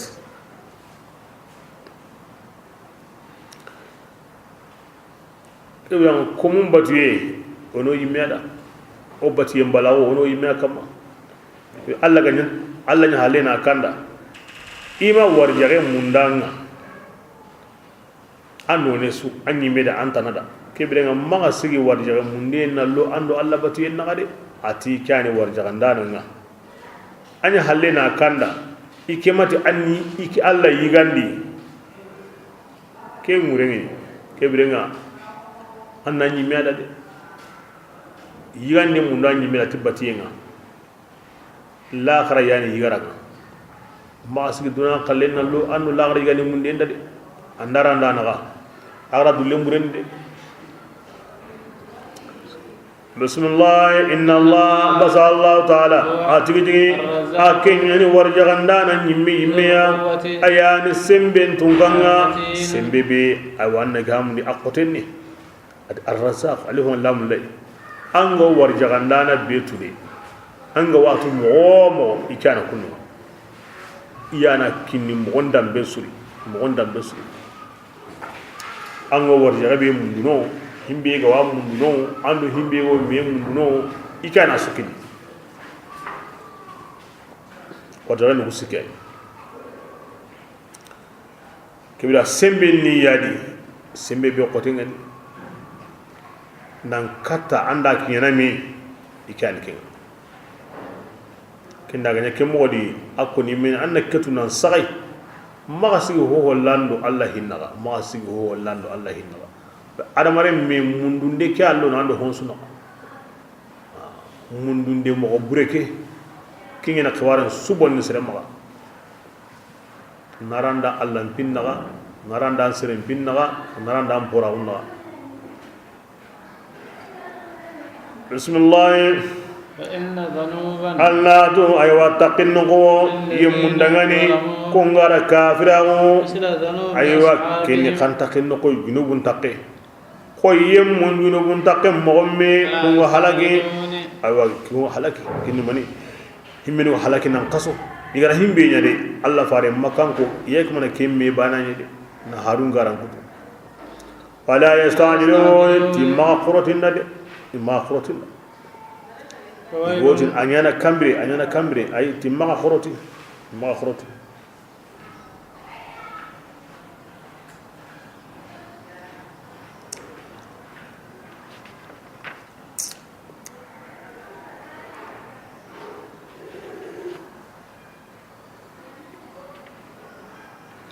بسم الله ويل adi bonewo yemundangani kunga kafirawo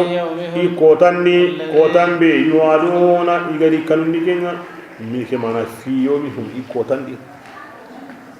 ikan kan kote lagara kota kahirnum bone kotan lagara kota ngadi ke suratu zariyat aywa akim arigi Allah ko musrunga yo sora ke gollini asu kahmante na karata tan ngati do bane na yisal jinganga tawra bani kasuranten kisiyen sabuda tambon tugay mundiyen sabuda warjaga yuruba mundiyen sabura Allah ma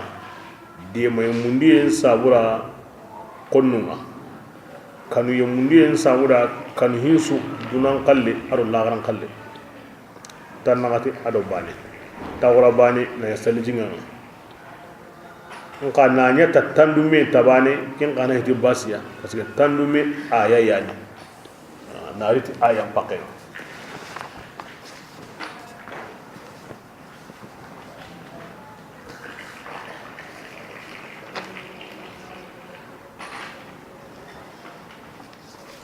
بسم الله سورة الطور عن مكة سورة لنا تنغتي أدو كبو آيان بسم الله الرحمن الرحيم والطور التي كنتي أيوا جدنا كني جدي توي نبي الله موسى الله قال سلم أو جدي بكما ياتون جبل الطور gide Allah unyan qotin no kusenni yuwani unyan qotin no qore yuwani Allah maka Allah sehi komena no kobe ha kenin no khurginde de ay tur sina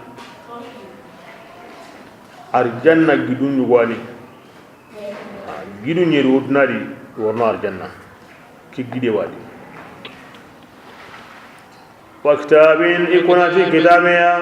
كتابي بسهنتنغني أغو غابوندي كون غابو سانكنتنغني كن كان كتابي توريتا والقرآن يكون في أيوا كون بنغاي كون بيبي أنك أمني أتكنتنغني في باتينا كن كون بي واتوي أو الكابا جيلينغا ملك كانونغر الكابا فاسمون تاغو بيتو الله مغا iti Allah wa munamma wa natana anna kombe sigindi wakada ago ngano kana alkaba ara kombe nyugo sigindi da alkaba jilengandi kebde nga kota su tanyere wugino malka worni ibatiyenya ni hijundi umranya nandiga kun taga sagene khari abada ke kombe Allah ha ko nati ke agido ken kombe na be kombe kana minna ka pata sikandi tumundi kontinyerundi o haka nga agon no ko be ma ken atu kon nan daw alkaba jirenganga wa malikanu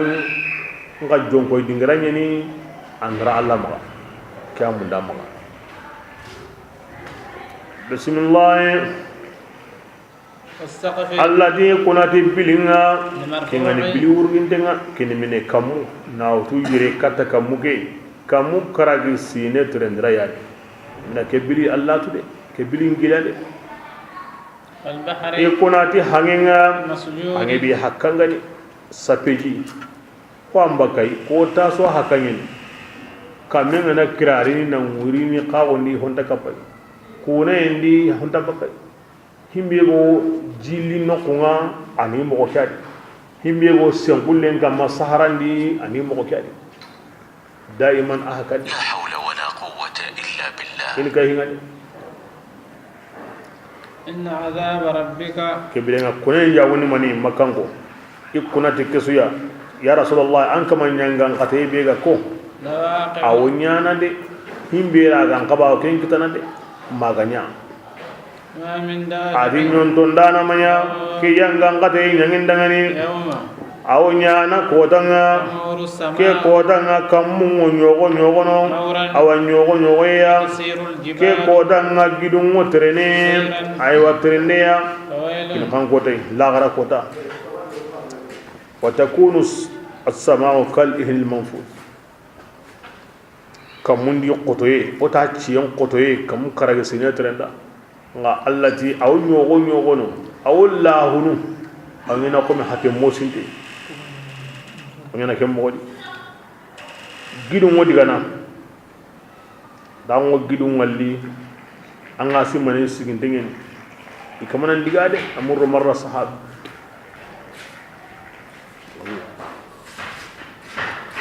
bismillah adike kodanga ate bone kodeo ya mayin ke kodanga garangu yum dangani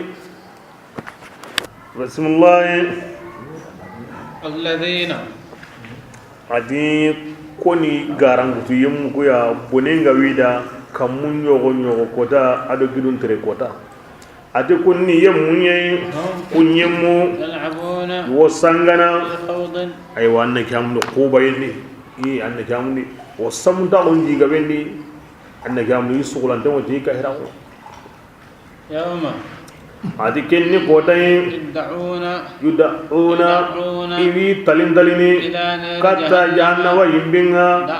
aw talindinga yasbillah talindalin wurin nan bugadra mo wondi ko hengari ngane rasulullah hadi inati dangani ke yani yimbenga awa yimbembe aga ni duna li tukallibuna bi aga ni kutandeni tagisi nga haykele afasiru hada ke korotenye aga ni tini nyani ndana dangani ta korotendana ta diga mu korotende kanne ke bidenga haykele afasiru hada ke korotenye wa ولا حقيقة بسم الله أورا يلي من هم لا تبصرون ما يغن ديا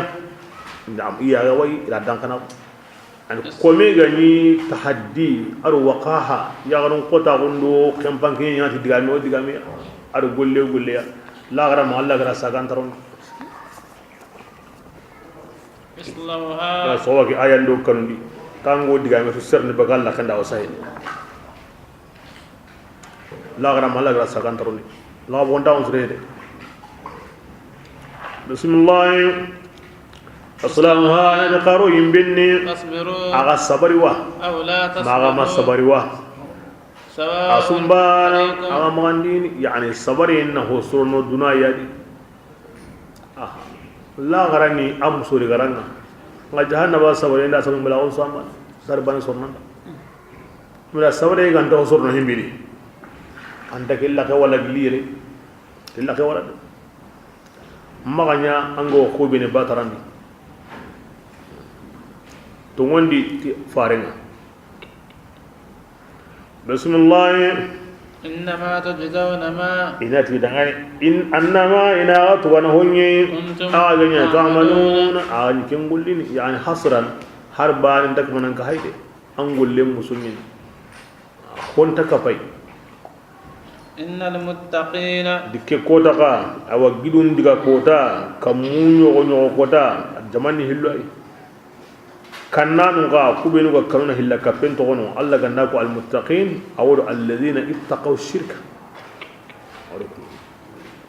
arjanna marneti kenye serega kara na yamti hilla kapane an qallu arjanna di wa ngorno ka ataw arno qallen tawni amro ngorno ko qallen ya sabana al muttaqin won himno wari du tanga hilla kapenga ande do banu hui kendi ko mo ngana won ande arjannam konni su na tokki kahir nun gallenga ken alladhina ittaqaw shirka to banda yana ndi hot nan tar mari ngidan ke sugo Allah kana na beto ha e bida yana golle ngade bismillah fi jannatin adikum wa arjannan gorunni yonni manunni idagamuntenni jon sabu ata rabbuhum ikaman garaken kiniya ikaman di tanga jahim yangang katainga afan ala atahum yani ari ku kuyenni maniya kuyen panani Allah ri tanga jahannabai akene kuyen pananga kome ga tanga jahannabai bane lagara kibra kene kuyen pananga Ibrahim be tanaga wono ko Ibrahim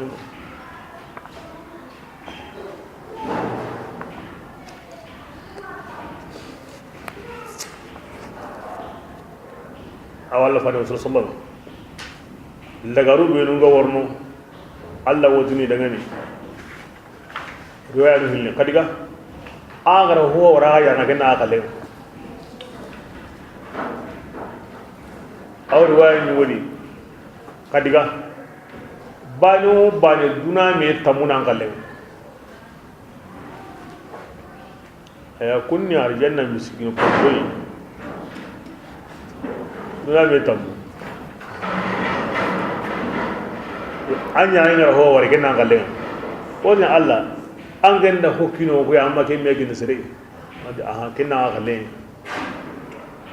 arjanna ke mo wari himbe ga amma ganyo ma kenta sire ma himbe ga amma hanyi ma an galle ga masu da su kalle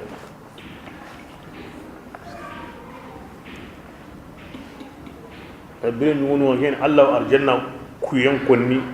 sutu maka ayen guri ana akonni azo ora himbe kiniya hakan dai fakihina bima atahum rabbuhum law ayaban akhirina ma atahum rabbuhum bismillah qulu ina jangun nanyige amini nyagalan ganagai bima asabu yenhunga agani dunani kengollini muttaqiina kebrenga alkin illa hala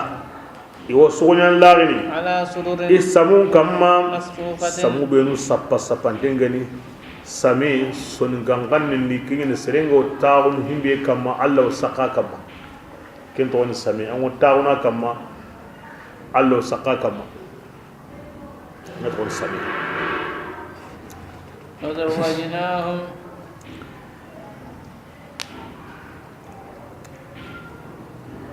بما كنتم تعملون بايكي السببية كون ساو آغاني كينغولين هو السرنتر أرجانة تيغولين ها الله تعالى فسمون دابوني itu Allah fare haran gati hari ke ma Allah ganda ka hiya nan surida ngallo halle arjanna an gollem paken ne manyo kinan nallo arjanna ko ho dangin sire Allah surnanda ngallo halle sa kebire ngam gollu nganda bana mo be arjanna kanu kanda bana ke mo wadi dinya sawudi ara loyen ko kebire ngam ake dagame nga wati kebe ati bima kharaga dula lungoti hom musonga agara ken golli an golli musonya okinanga aljanna royen Allah suranda Allah suroyen palle nan kanda kata golle be ga wallo no arjanna ani kande no nya sawuni arjanna do goni mo kire ne tiken ne ma alhamdulillah alladhi hadana li hada ko Allah tigana Allah be garo kanda kata golle be musonga niki Allah gam pano kando me kande so alhamdulillah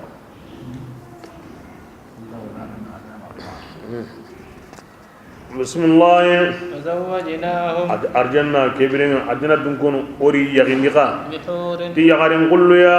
إياغم جمبرغتني والذين أدي يمو بين آمنوا كنغا تمني اتبعتهم ذريات إدبا كون قريبتو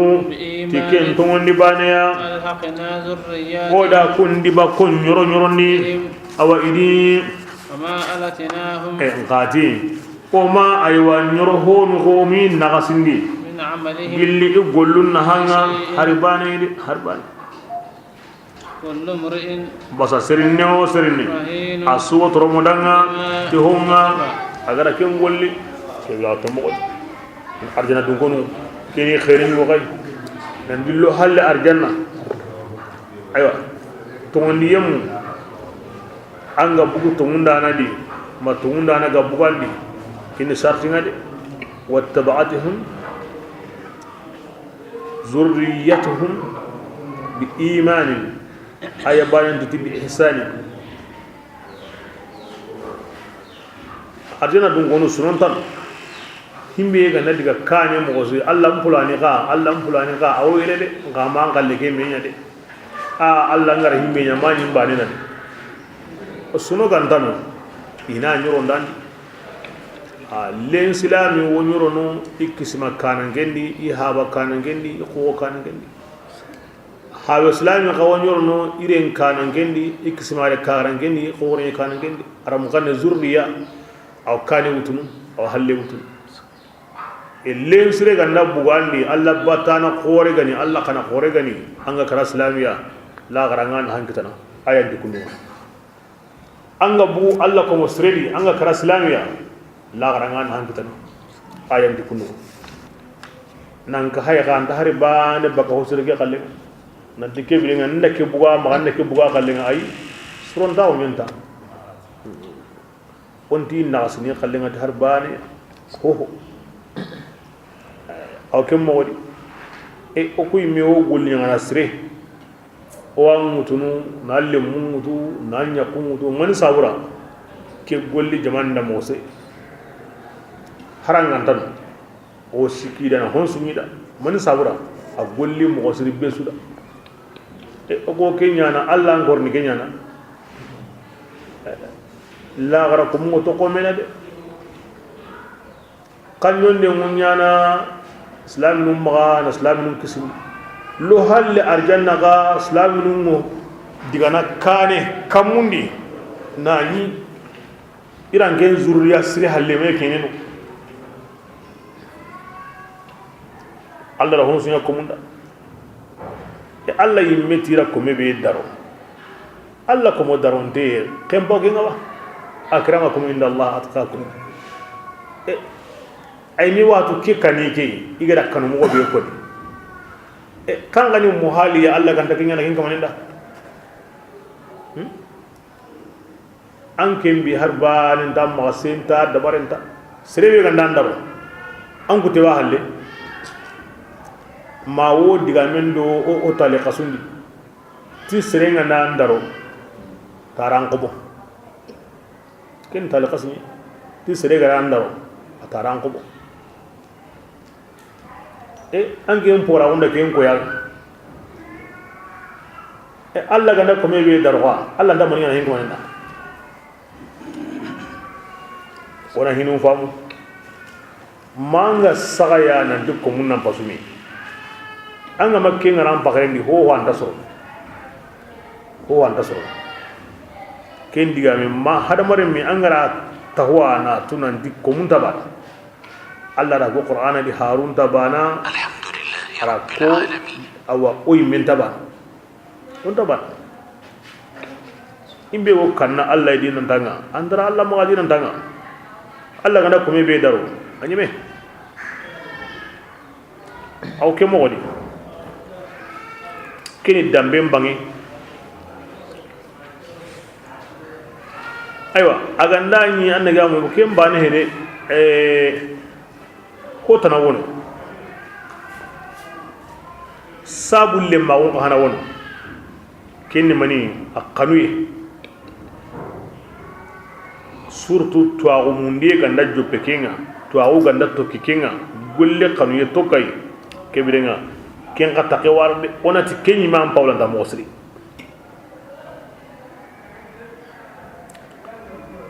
en ken ŋureni xaralle mu ŋol haxini i xaramoxonuya kun xol haxini i xaramoxonuya kun ŋol haxini i xaramoxonuya nan diga ma an soni kacce ngora na kube har ginde an ga di baka gollendi kebirenga an ka hana wo kinyene i place ngati i qadu yendi serendenga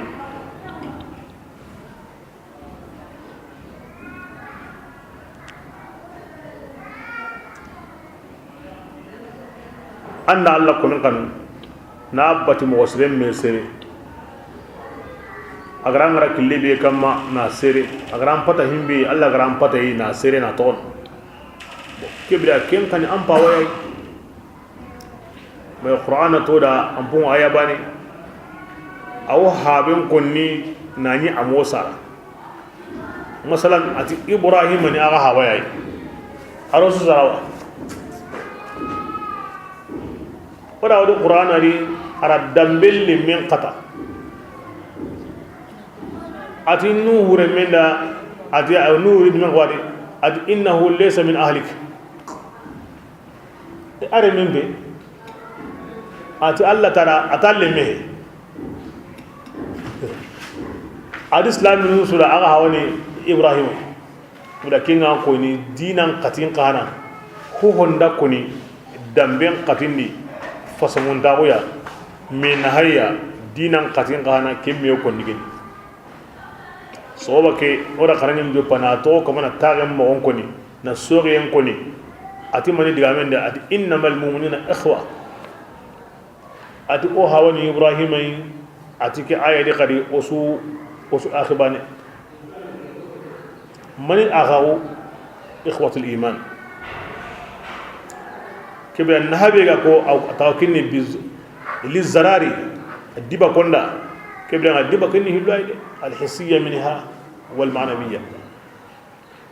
kebe yagara ngallen me saraye nahabe nda kitekendi manan me sarayen ga hingani dinan me sarayen ga kinna habane won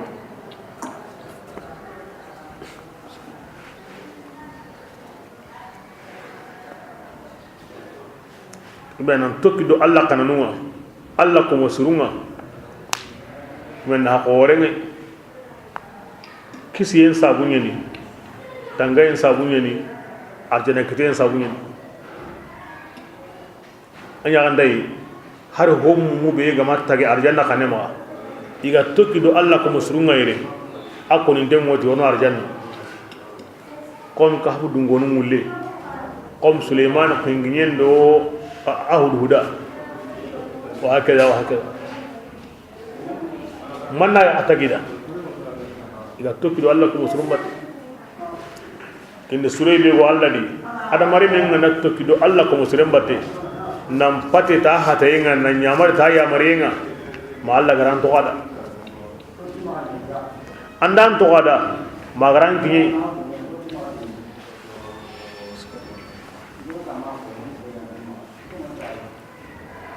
بسم الله وأمددناهم أتكي دنگ هل أرجانا دنكونو أيوة دي كل مرء بما كسب رهين في آية كان واجب دي آية قوري ما ترمدان كوني بيسو كنتو ترمدان يعني wogino karagi suminga aywa basun dare gore ke hage walla nda kinni de manga nda garanti awan telephone bay ke liga ke wogino ngeri kisana basun dare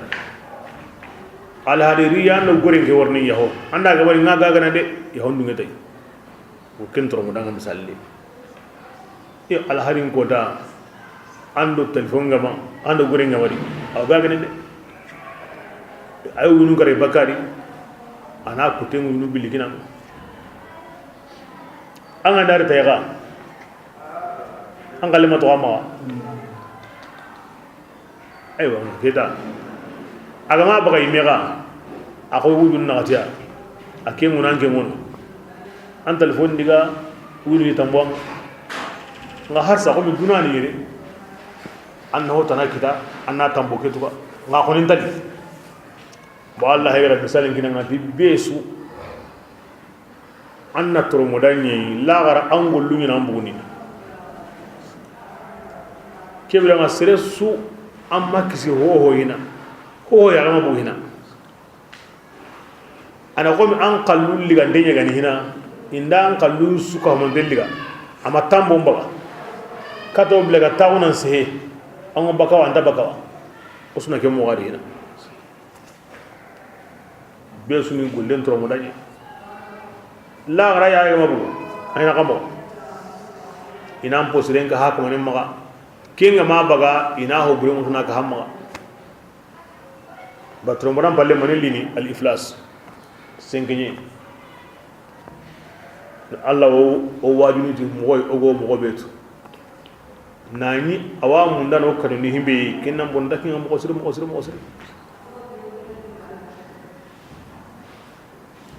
ura komeni dum mundu de dunani dum mundu ranye angane ke fam kinnan dum mundu de andum an wori gene to hobure nga ko siren to waru mo kinnan kebe an hobure to kono kimbe ga walli gana anna ho siren kimbe ga wantu kana bismillah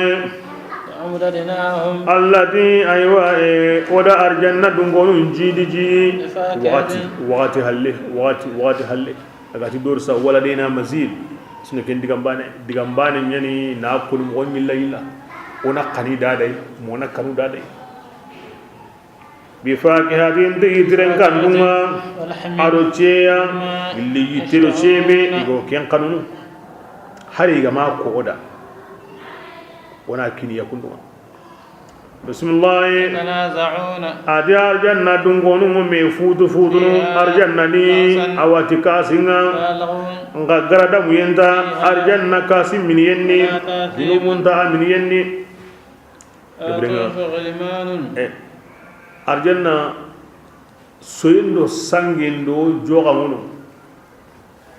أن نكون أنا أترانجل عن غوي أو ما أدناري يدي سيرو سانجر جوغانتان بيسو تاوني ترانجلينغا أنا ما بوي مانتا لاهيا أي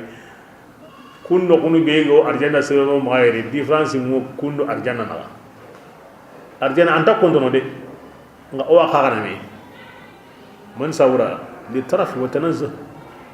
أنتا كوندو بيسو خاليمونو كنتو يندا نغا أوا خاغانا مي كاسي ننا هو سو مي ساماني bolna wutu kenni maniya kenna li serenda anda lu serenda hon kagami alli serenda bismillah يطوف غلمان kama ko yariyana dundura kun tan nandu hun antananda arjanna kentar o gandal lenkidi kimba ko to tungono shaganan karle mun do menaga kei kunyaro menaga yugo koro kagumu honga ndare bane wa khagara yo hora kenso hay sisa hontu mbala wodo hoya kempe dundura ko bugandi na bani koy anyi serenga lisira kore nyani hungume nyani honga ndare planton kama bani wa khagara me dundura ko bakandi na koy osumba okenya ko ngawara kenzo ay sa hundi mbala woya wa kama saw bismillah ويطوف غلمان adi lemunu wara wangandini arjanna dungonunga imya hodi de ira taga ida ire saranto hode anna jokomi kulle munu suro mogonga lu'lu nyani as-sanqintengani wala makinun as-turantenga koromenni qultu lahum me kallengini ire mu benu ga sage ko sunontar ire mu benu ga sage na nyima ya balo ya la gara Allah yi wundini ni kini mando haben lim islam lim su ga sage nani amanya balo ya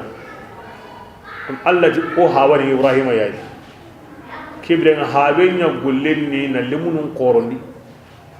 rahana ni minne qaralla saban nabi Ibrahim akenya limunu ko qaramundi lemine suga sage iswa kenya ma qaramundi inta qorono de o to ko kunu mati himbe gane awo hatan ta gondo hoye ngade iso qoron nangi lemine mpake kindem pake o to kem pake kibira na arna do bronze de qoron de ana ko mani musoy kibira nga bronze de wa qoron ni kumbana nga yini no awa qoron ni nan kinya kindem pake na anga ndaro anga ni auto kanya ga muri manta ya unda wallahi le menti maka kenda wallahi anga ni ya raw diga mundi tilemun na ati ganda sa ne serebeda alle mun na ati ran saman lagara na to ma bale gawo tike mo nar janna awri wani wo tile musiki wa serebe o islami berai honu tile musiki awri wani wo na kato kuma na saman lagara dron nani ankara islamiya bangor nar janna makahirul lemunga iko kapas la lemu ku indar no jahana wadi iko kapas la no ma lemina kinde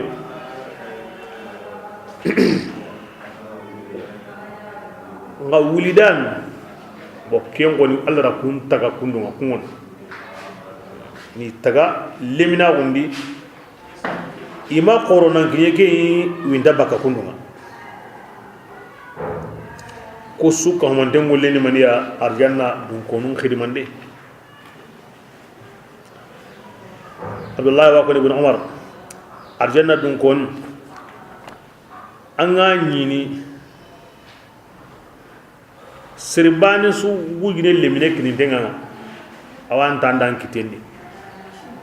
walle min ku bani anga nyini kemo idran golli ne anda bani takenga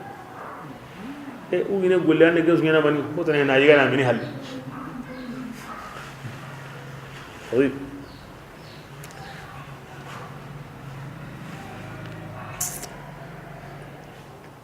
awri wayni wodi arjanna dun konu himbe no khidman danangal lo besuya andi kanne wara tanyere awri wayni wodi kamunyere leminoti antimani kinya lo besuya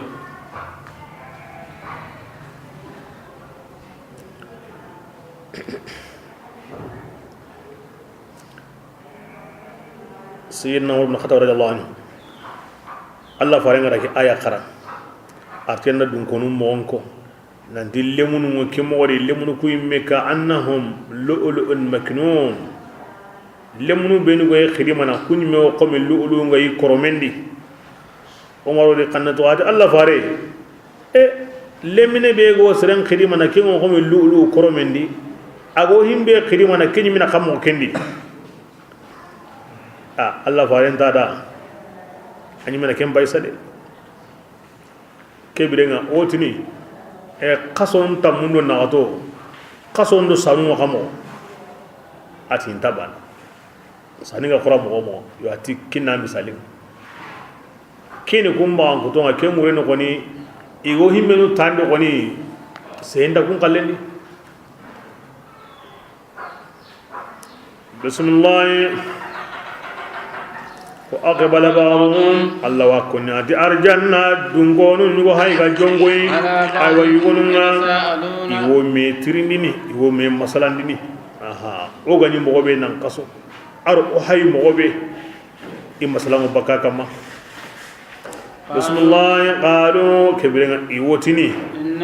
ogo kunna oguni dunani lengi kane o kanundenyi o kanundenyi de yelli himurnya mo be o mayatu ogo batibe yan awrigina wa antarigina wa ontatu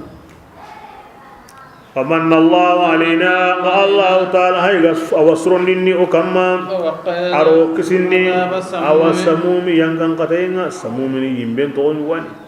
anda kinyanga atore ngoda indimbotin su o kanundenyi de nga Allah suro kura aro kisini bismillah inna kunna o kunna dunani lengi kane woni Allah ta'ala bani na gunu woni tinaken Allah atigidigi ayani surundin dananga ayani hinnananga jaja to kunni de فذكر التي انا عند ظن عبدي بي فليظن بي ما شاء atiyo komenga simmana mo be awi ni kununga de da himbe ga dal lumanda Allah simma kununga ya de kuti ikun kon ma Allah dunadi ikum ma albarur rahim tun ka sire nyeni aganda himbe ko awanya na wasire wa hinna na nyeni anya ande ya nyem modi kibra Allah ngaro ma bi annahu wal barur rahim kingana waram magan na kin gollen da bari an na karaken mo wadi an ga ni ken mo wadi an ga ni baran an ga ni rahiman la komin Allah gidi na waran yo kisirdi an da kenya an ga ni ken mo wadi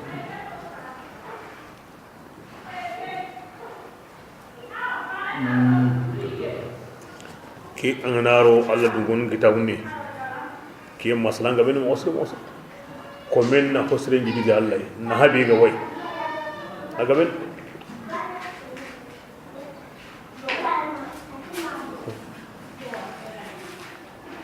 oyib janna ni mun ho ngade mun ho ni Allah ga ho konni imbe dun konum me kainde ime langande ime choronde tonyen arjanna dun konunga masala suga koni asonya ana su konno da no kanundi kedi no kanundi baniki anda kembo ke gande galanda yi kallen koni de an ana golle sunya ma ka bai annanya an kanunte ngawo ma dun tengawo kini ata no hananga kenga nanya kebrenga Allah anna agigi Allah gigi ma giran guda Allah hinne kina mani koyoy al khawf war raja o ko bireke nyano woni o kamteni o kisno on taxi minen ka hokenga o saundenga ayan al bar ar rahim o ko bire fi al khawf war raja kenya sabuya o arjanna to Allah fa saunda on mira komen nan bire bana al khawf war raja kinya mun ko men ma ya ande an wurdin kamane a wurdin kona srondi a wurdin shartindi karlema ma dun de on dogalan du xane ngade wurdin shartindi wani adamul amn min makrillah karlema ma dun de ngawo Allah yinu ngade wurdin nge ma gadan nin sagon gonnin sagon himmi ga dalu nginda ho wondinga wurdi menta ma gari parce que wurdi sartinda kanda maga dunte ga on duro kellondi parce que oti wurdi ke attagantengu alal kitabi was sunna Allah gar himbe nu tiga kunyan ko tanna kenya agar himbe nu biaw kunyan ko tanna ken to kono atti gantenni ko men nambire kannen naga ado gikke ken sabuda maga dunti ga on duro kellondi angara kellondi bane amma kella ka wara wurri men tamma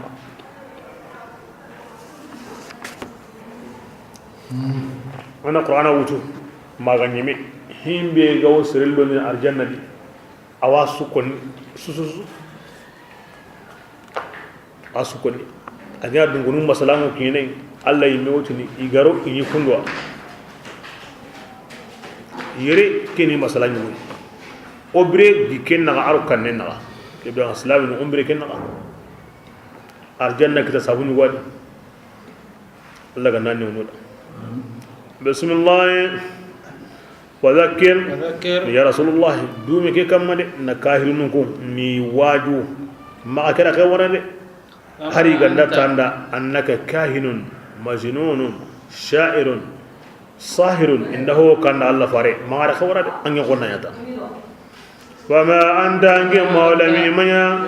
أما يا بكاهن أيواتي جان كتاني أنك مني من ينانك ما ولا مجنون أما يا تورن ديني أنك مني من ينانك ما كني مني أنا مني من ينانك كيف ينانك بسم الله أورا ما كان قومودني تي محمد نتو أو سواني كبرنا أنتانجني تي محمد يا كلين سنتينا سوغانا كوني كنا بوان سرندي أم بوري تردومبي أنيوكو ما جرابونا كنا كراش ندي كامي نقول ها كراش لانجين نانيا سوغانا كي كوني جرابواي anda karawati be kibira wala hiya dan ko ngori to goyro bismillah qul amutni dangani tarabbasu an kunninge kallin tangi nge mahalamin ma nge o gilli tangi yemunga kapagai ke ponta wona handal mo himbe awara ahlamu nge di makka hakaran ta qorun yani ya marniwa tidan ku digamu ya ke digame kini kaba ko nyede hakaran do nyimman tinida intange turundewa walla an sugana walla an gijan katana wa am awara hum mi yimenu qawmun ta'u imman fisqiti du yani ay serema kida imana ke konni tidu ya hakaran den take konni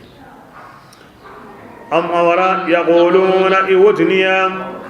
ara taqawwalahu ara kuti yon kolanya de tidu ya na yo kana konni awara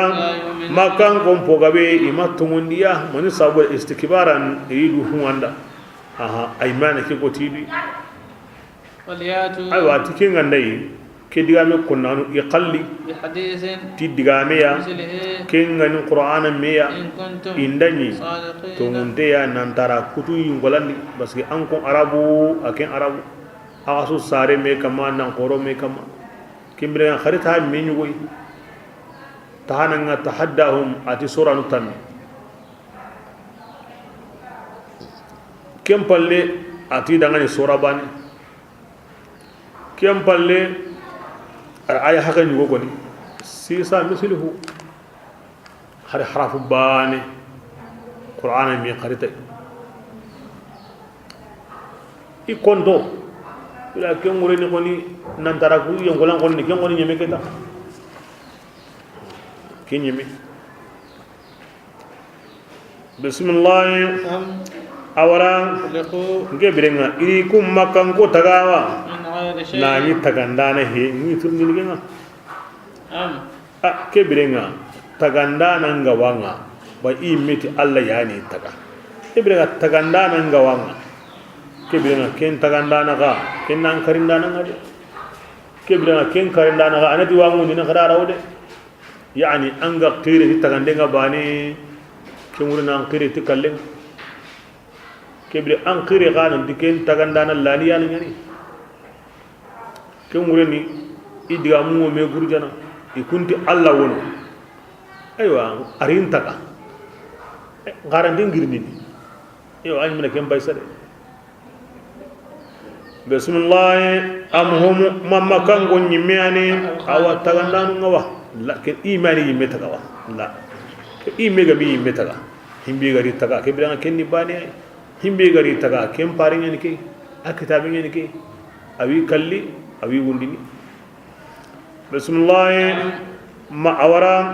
ngedi imma kan gonyana kamunun taga wa igara munyen taga la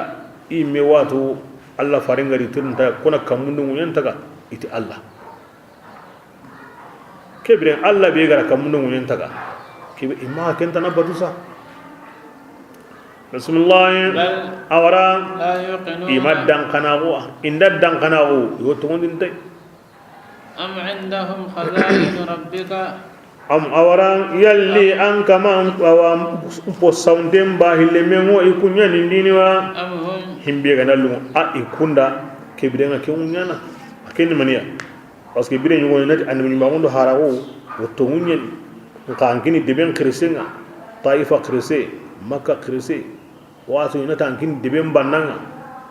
aywa kebirenga itirni alla awa bahile meni kunya hoya i hogani kebirenga ina hinnel kon bella kamuni aga lida mogobe ankini serebe ina dabar kunu ken wuren ken piti hoyi allah honi bahile men aga lungara ina himbe nya himbe da ara kenya kenda alungada ina hare na o kikiri mawlamini yayi makka krisempe ana wurgumempe alungara kundu ya yani isa undenga way nanti war njagendu kuyem piti khalle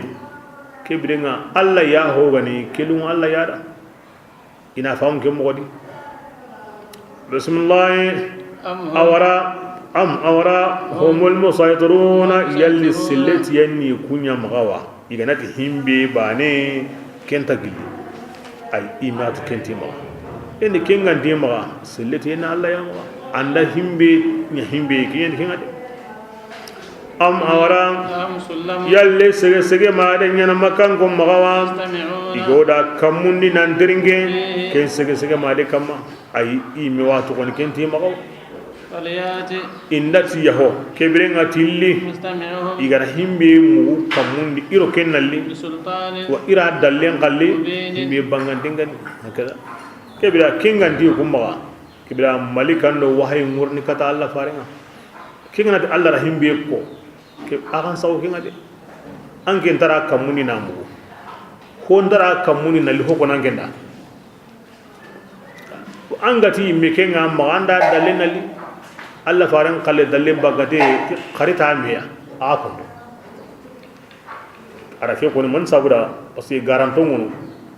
ko no kunti qur'an yang kana muhammadu hoyang gani kemi ondi muhammadu kamun kallen ko nagada ange munyen kallen ko nagada mi himbi ga difference nga falyati mustami'uhum bi sultanin mubin himbi ga ti ke munyen kabaren ko ni dalle ma wara maka himbi ga ti ayen woyan gani kay mi ahananda hillanda sikandi dalle ma wari maka gaballe ken ko ni mi kun kallen sembe mani as-sultan al-mubin Allah faran kallen sembe kinga ati diga men di qariti haram men ne ikondo to kudo himbe gari arabu ni aga sui aga to ngade de imbana musailima qur'ana aro Allah faran qur'ana imbana arahay bismillah awara yalli lenyaru nyana Allah magawa lenyungan kumma wasi agade malikanu kunni Allah re nyaru aywa kebrenga lenyaru ni Allah re munga an kun dalle nyagare munda lenyungu nyalla an kun da kenan kun kalle bismillah awara ngenni anna makan go nyaga na musonyewa kebirenga makan go nga musaqaluna ihatenga qoto ken tambonga biya parce que ke me digan sire asu digalingi asu khairi digame asu kande digame serem patenga qoto ken gollendi kona ngen tatina honne akina ngade kella hidunga rige nangabo himbe ga mi kallen kitana kini kibrenga dige ngoto no kenda kuni kempede ani ken qanay wakka suni hakaran dani mani me jabini himbe go mena sabu ina qur'ana ko yandanda na alladhi faran ko yandanda akuma kun sabu nya jati kuni ke hede kembrenga kyani wa ani modni kesu he kibra hilla garu kesu ga he kebrenga manna ngamaro ke hilisa abuna seedo hakaran dunya bati arabu kanne mu kanunya bate min wa boten sutu hakaran de awabi mu wanyaw bismillah awara هم عندهم الغيب yallihi mogon den to awo nyana makan konni wa فهم makan gonga yakiruna igo ken sana kiya sawuni igo sikina Allah fayon kutawa la gara khibare wundinden khibare arjanna do yimben khibare a ayugo sandeng kuma kanan kaso kendo Allah faran kalle ko mi so angani ni kiyeni kebe kemuno kuma kenga ndano himbe gari tay ma ken kuta ba hakran do ma kutanden don nakarinde sharti nyane hakran do ma ken sharti ga matti mandi nakarinde mandi ganda ango himbe nakarni anani dalle ngam ma na buguno ango tuni kehe adalle ni kehe kebira kiani himbe go walla batani ken hana wamma aka dalle ngono ko man me kitam ma na kari yamma diganda nan dikke ki tuya na sabunya adallem pay to wonni kai ken ga dallem pay ki ganta ma hiyo hidi anta gemmi annan nakai angana nakarina kuta wot nan dati al mutaannit fi qannun qoti dutugunde anna baka yukendia pilew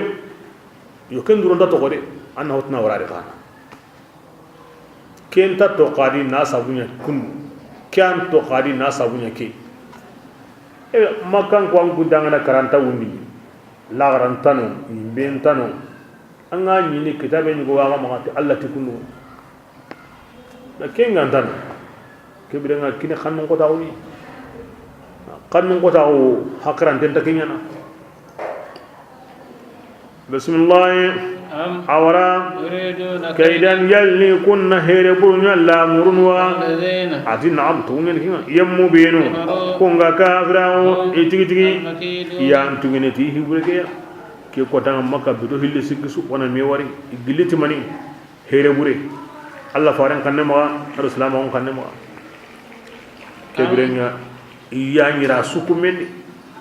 awara lahum ilahun yalli kamane way gundangani wa kengan Allah tanai senna o Allah dangani baka honga yusrikuna igo ken billak banganda kike odini yaho Allah wolo hotana wol menda ken goni subhanallah ma yusriku indati himbe wono nan ko Allah sunta kenda kinni taga honyi ko mengeni mara honyani bismillah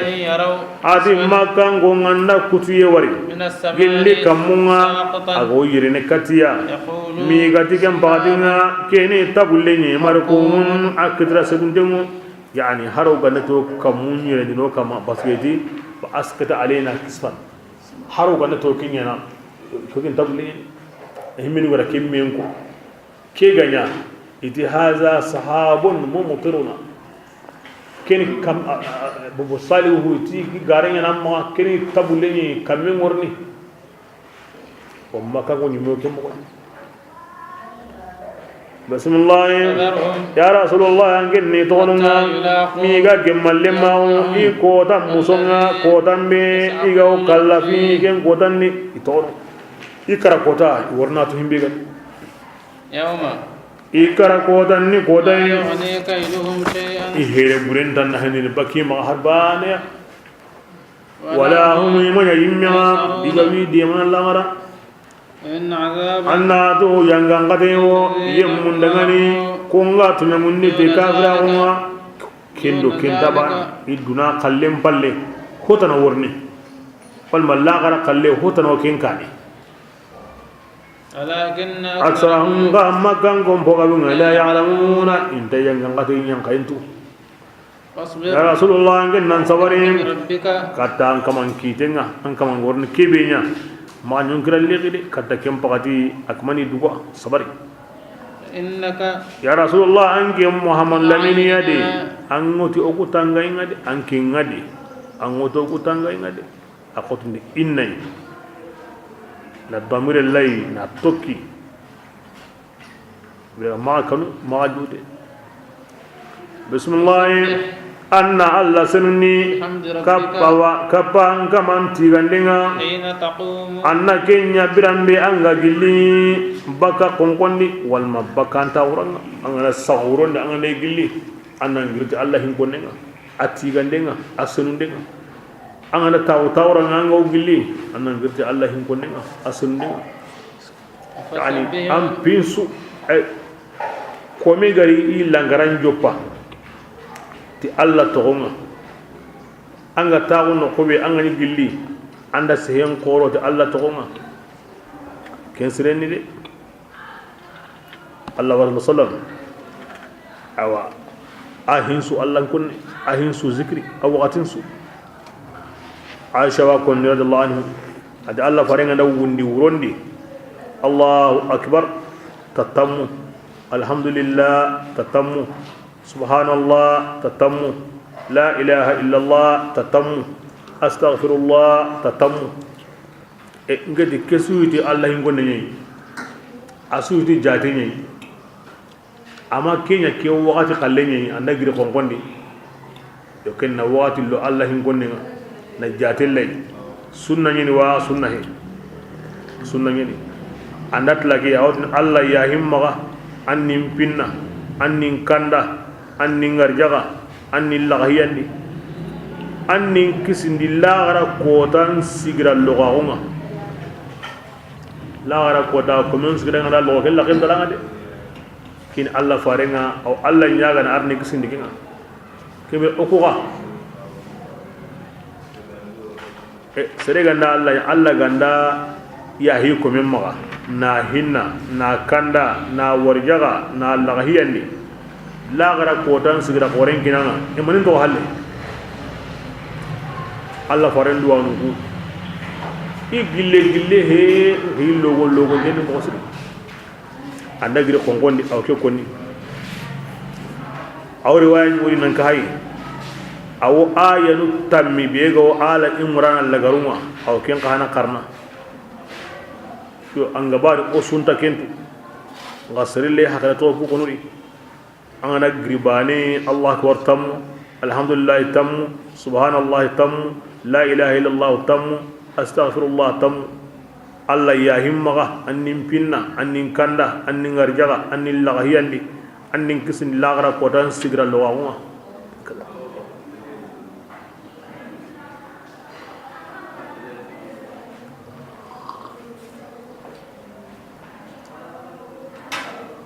Allah wa sallallahu alaihi serebe anga taqun nuko aywa amana man digamen gabo digan kanun de gabo aywa katta billaga gri anganati senna wanda Allah nganti gana mo shedi ne nan dikka man nda manke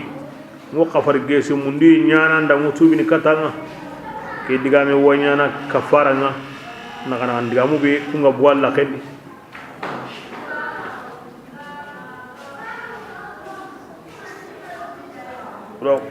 ho gani watiya ago seren kitana Allah bimbangi asu sahare mun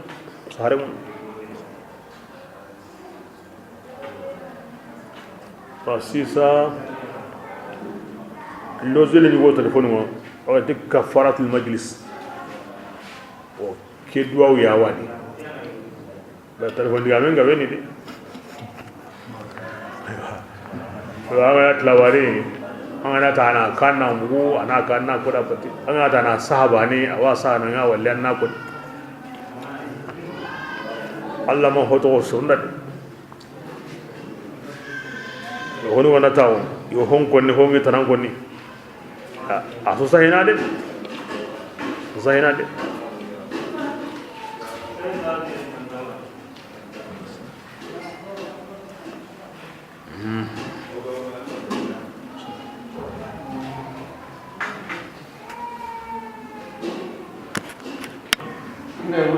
Bismillah وفسبحه أن الله تعالى سنني من الليل ورني إدبار النجوم أرسانو مني هلك كوي وقت كبه والما إدبار إني جون كوي وقت كبه كني وقت نمليا وترندو ساقهن والما هاجرين دو أو هاجرين بكندو كيم بكنا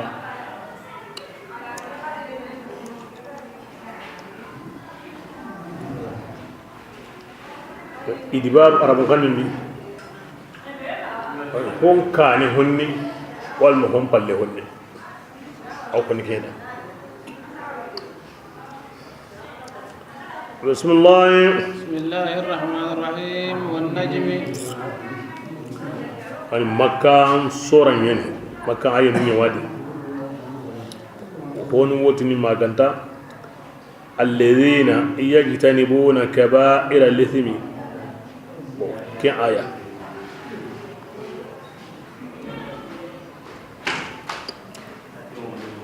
رسول الله والنجم التي كنت أيوا سانينا إذا هوى براكبي عندتنا بساني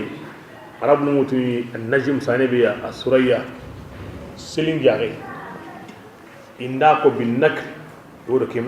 بالمعرفة يقولوا سلين جاغي وسلين جاغي سانون دي ساني كبا كونتين يوان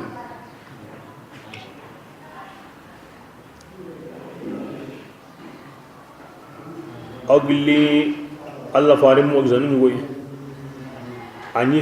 تمرو باني واللي سلين جاغني تمرو باني هو قبنا واللي أني هو نديو لأن كتا تمرو باني ولا نغلا نادي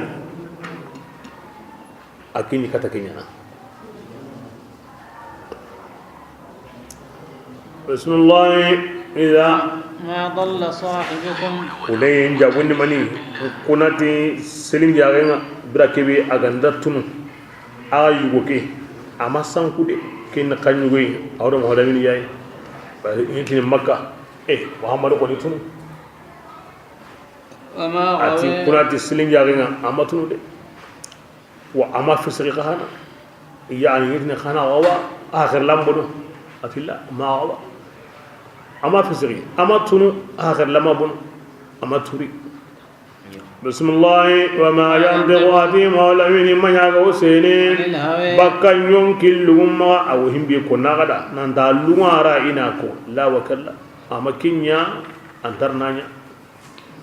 إن هو محمد أدغا منيا ما غند وحيي إجوا حارنا ونو كتي أدغا من سوء أسوء كمانتي علمه شديد القوى كبيرا كونا تويندي semben kamanyana atuindi idgamugoya ذو مرة kengani haram paroye dungeya awdo koy sidna jibril aw billah sembenga luti serun debu gonda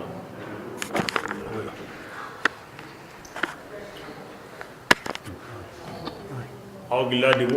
asembenga luti serun debu kamum manime wujunu serewadi jamane ndi mo ara wutuda makamu na kupa amalli bilamba kolle jingo jogedi adi ahram parenni naam ahram parenni de Allah faringa ko ni ira wari kamundi